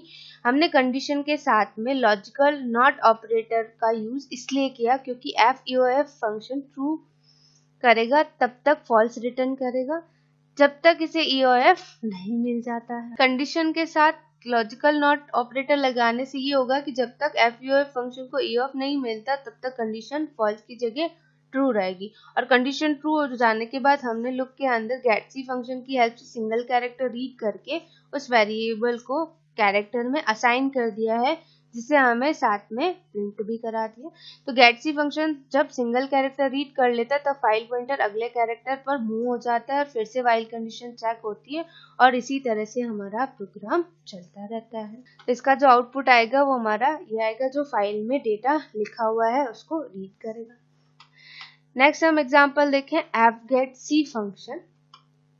यहाँ पे हमने कोड लिखा है #include stdio.h int main character ch file का पॉइंटर बनाया ptr equals to fopen bracket open inverted comma में abc.txt inverted comma close comma हम इन्वर्टेड कॉमा में हम कौन से मोड में फाइल यूज करना चाहते हैं वो हमने लिखा r if ptr equal to null printf file is not open, और else में हमने वापस कंडीशन लगाई है while। अब while के अंदर ही हमने character equals to fgetc ptr और not equal to EOF condition लगाई और ब्रैकेट क्लोज करके कैरेक्टर को प्रिंट कर दिया। अब हमने while लूप की कंडीशन वाली जगह पर fgetc फंक्शन की हेल्प से सिंगल कैरेक्टर को रीड करके वेरिएबल ch में असाइन करा है और साथ ही ये कंडीशन भी चेक कर ली कि वेरिएबल ch की वैल्यू EOF के बराबर तो नहीं है।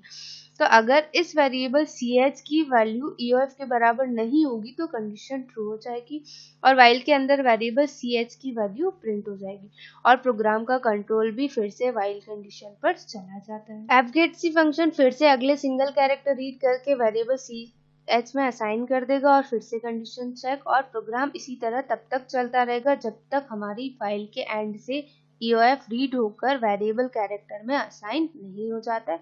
जब EOF फाइल से रीड होकर वेरिएबल ch में आएगा तब कंडीशन फॉल्स हो जाती है क्योंकि कंडीशन होगी EOF not equals to EOF, तो हमारा प्रोग्राम फॉल्स हो जाएगा। तो इसका आउटपुट हमारा जो हमने डेटा लिखा हुआ है वो डेटा रीड करके हमें बता देगा। नेक्स्ट है कि हम इन प्रोग्राम्स को अगर रन करके फिर देखें तो सबसे पहले हम यहाँ पर देखते हैं पुटसी फंक्शन को यूज करना है। तो हमने ये कोड यहाँ पर लिखा है, अब इसको रन करना है। तो हम जैसे F10 करके रन करते हैं तो पूछेगा आपको ये फाइल कहाँ पे सेव करनी है। तो हमने यहाँ पर एक डेस्कटॉप पे फोल्डर बनाया है सी लैंग्वेज फाइल हैंडलिंग और अब हम चाहते हैं कि यहाँ पर ये सेव हो जाए। तो हमने ले लिया पुटसी और सेव पे क्लिक कर दिया। तो पूछ रहा है एंटर कैरेक्टर, तो हमने यहाँ पर एंटर कैरेक्टर करा दिया y और इस फाइल एंटर कर दिया।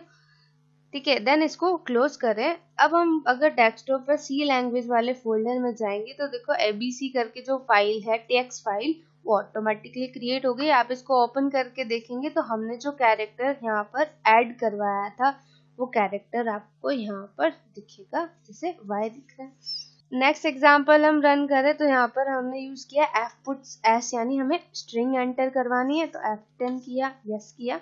अब वो वापस पूछ रहा है आपको कहाँ पर सेव करना है। तो हमने यहाँ पर दे दिया fputs इसके नेम से इसी फोल्डर में सेव करना है।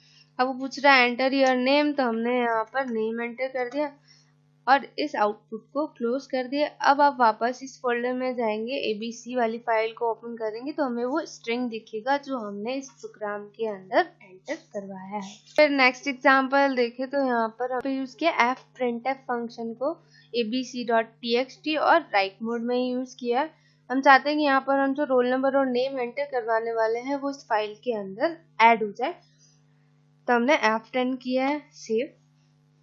किस नेम से सेव करना है तो हमने यहाँ पर फाइल नेम सेव कर दिया fprintf, रन हुआ। अब वो पूछ रहा है रोल नंबर क्या है तो हमने रोल नंबर दे दिया। नेम क्या है तो नेम एंटर कर दिया, देन इसको एंटर करके क्लोज कर दिया। अब वापस हम जाएं ABC वाली फाइल को ओपन करेंगे तो रोल नंबर कॉमा नेम हमने जो भी लिखा है वो आपको यहाँ पर लिख के फिर प्रोवाइड कर देगा। फिर फोर्थ एग्जांपल देखे तो हमने फोर्थ एग्जांपल रीड मोड का बनाया है जहाँ पर हमने getC फंक्शन को यूज किया हुआ है। ये हमने इसको रन किया, F10 किया, यहाँ पर हमने दे दिया getC, सेव। तो आपको रीड करके बताएगा रोल नंबर ये है और नेम ये है। ठीक है, और fgetC फंक्शन को यूज करना है तो ये F10 किया, सेव, fgetC और सेव पे क्लिक कर दिया, तब भी वो आपको डेटा को रीड करके बताएगा। अब getC और fgetC फंक्शन दोनों सेम है, सिर्फ हमने इसमें ch की जो कैरेक्टर की जो कंडीशन लगाई है वो while लूप के अंदर लगाई है और fgetC के अंदर हमने while के अंदर ही getC भी यूज किया और एंड ऑफ फाइल भी यूज किया है। तो आपको वो दोनों एक साथ भी यूज करना है तो आप fgetC यूज कर सकते हैं, नॉर्मल यूज करना है तो आप getC फंक्शन को यूज करके इस प्रोग्राम को रीड कर सकते हैं। नेक्स्ट देखिए यहाँ पर हमने राइट मोड यूज किया है, अगर आप चाहें तो अपेंड मोड भी यूज कर सकते हैं। और हमने अपेंड मोड यूज कर लिया, F10 किया, सेव, 4-5 के नेम से सेव कर दिया है, फिर रन किया। हमने यहाँ पर एक नेम और ऐड कर दिया, एंटर किया, इसको क्लोज करो। अभी हम इस फाइल को वापस दोबारा ओपन करेंगे तो पहले वाला नाम तो है ही और नेक्स्ट यहाँ पर नेम और ऐड हो जाता है। जैसे हम अपेंड मोड को भी यूज कर सकते हैं। Okay, thank you.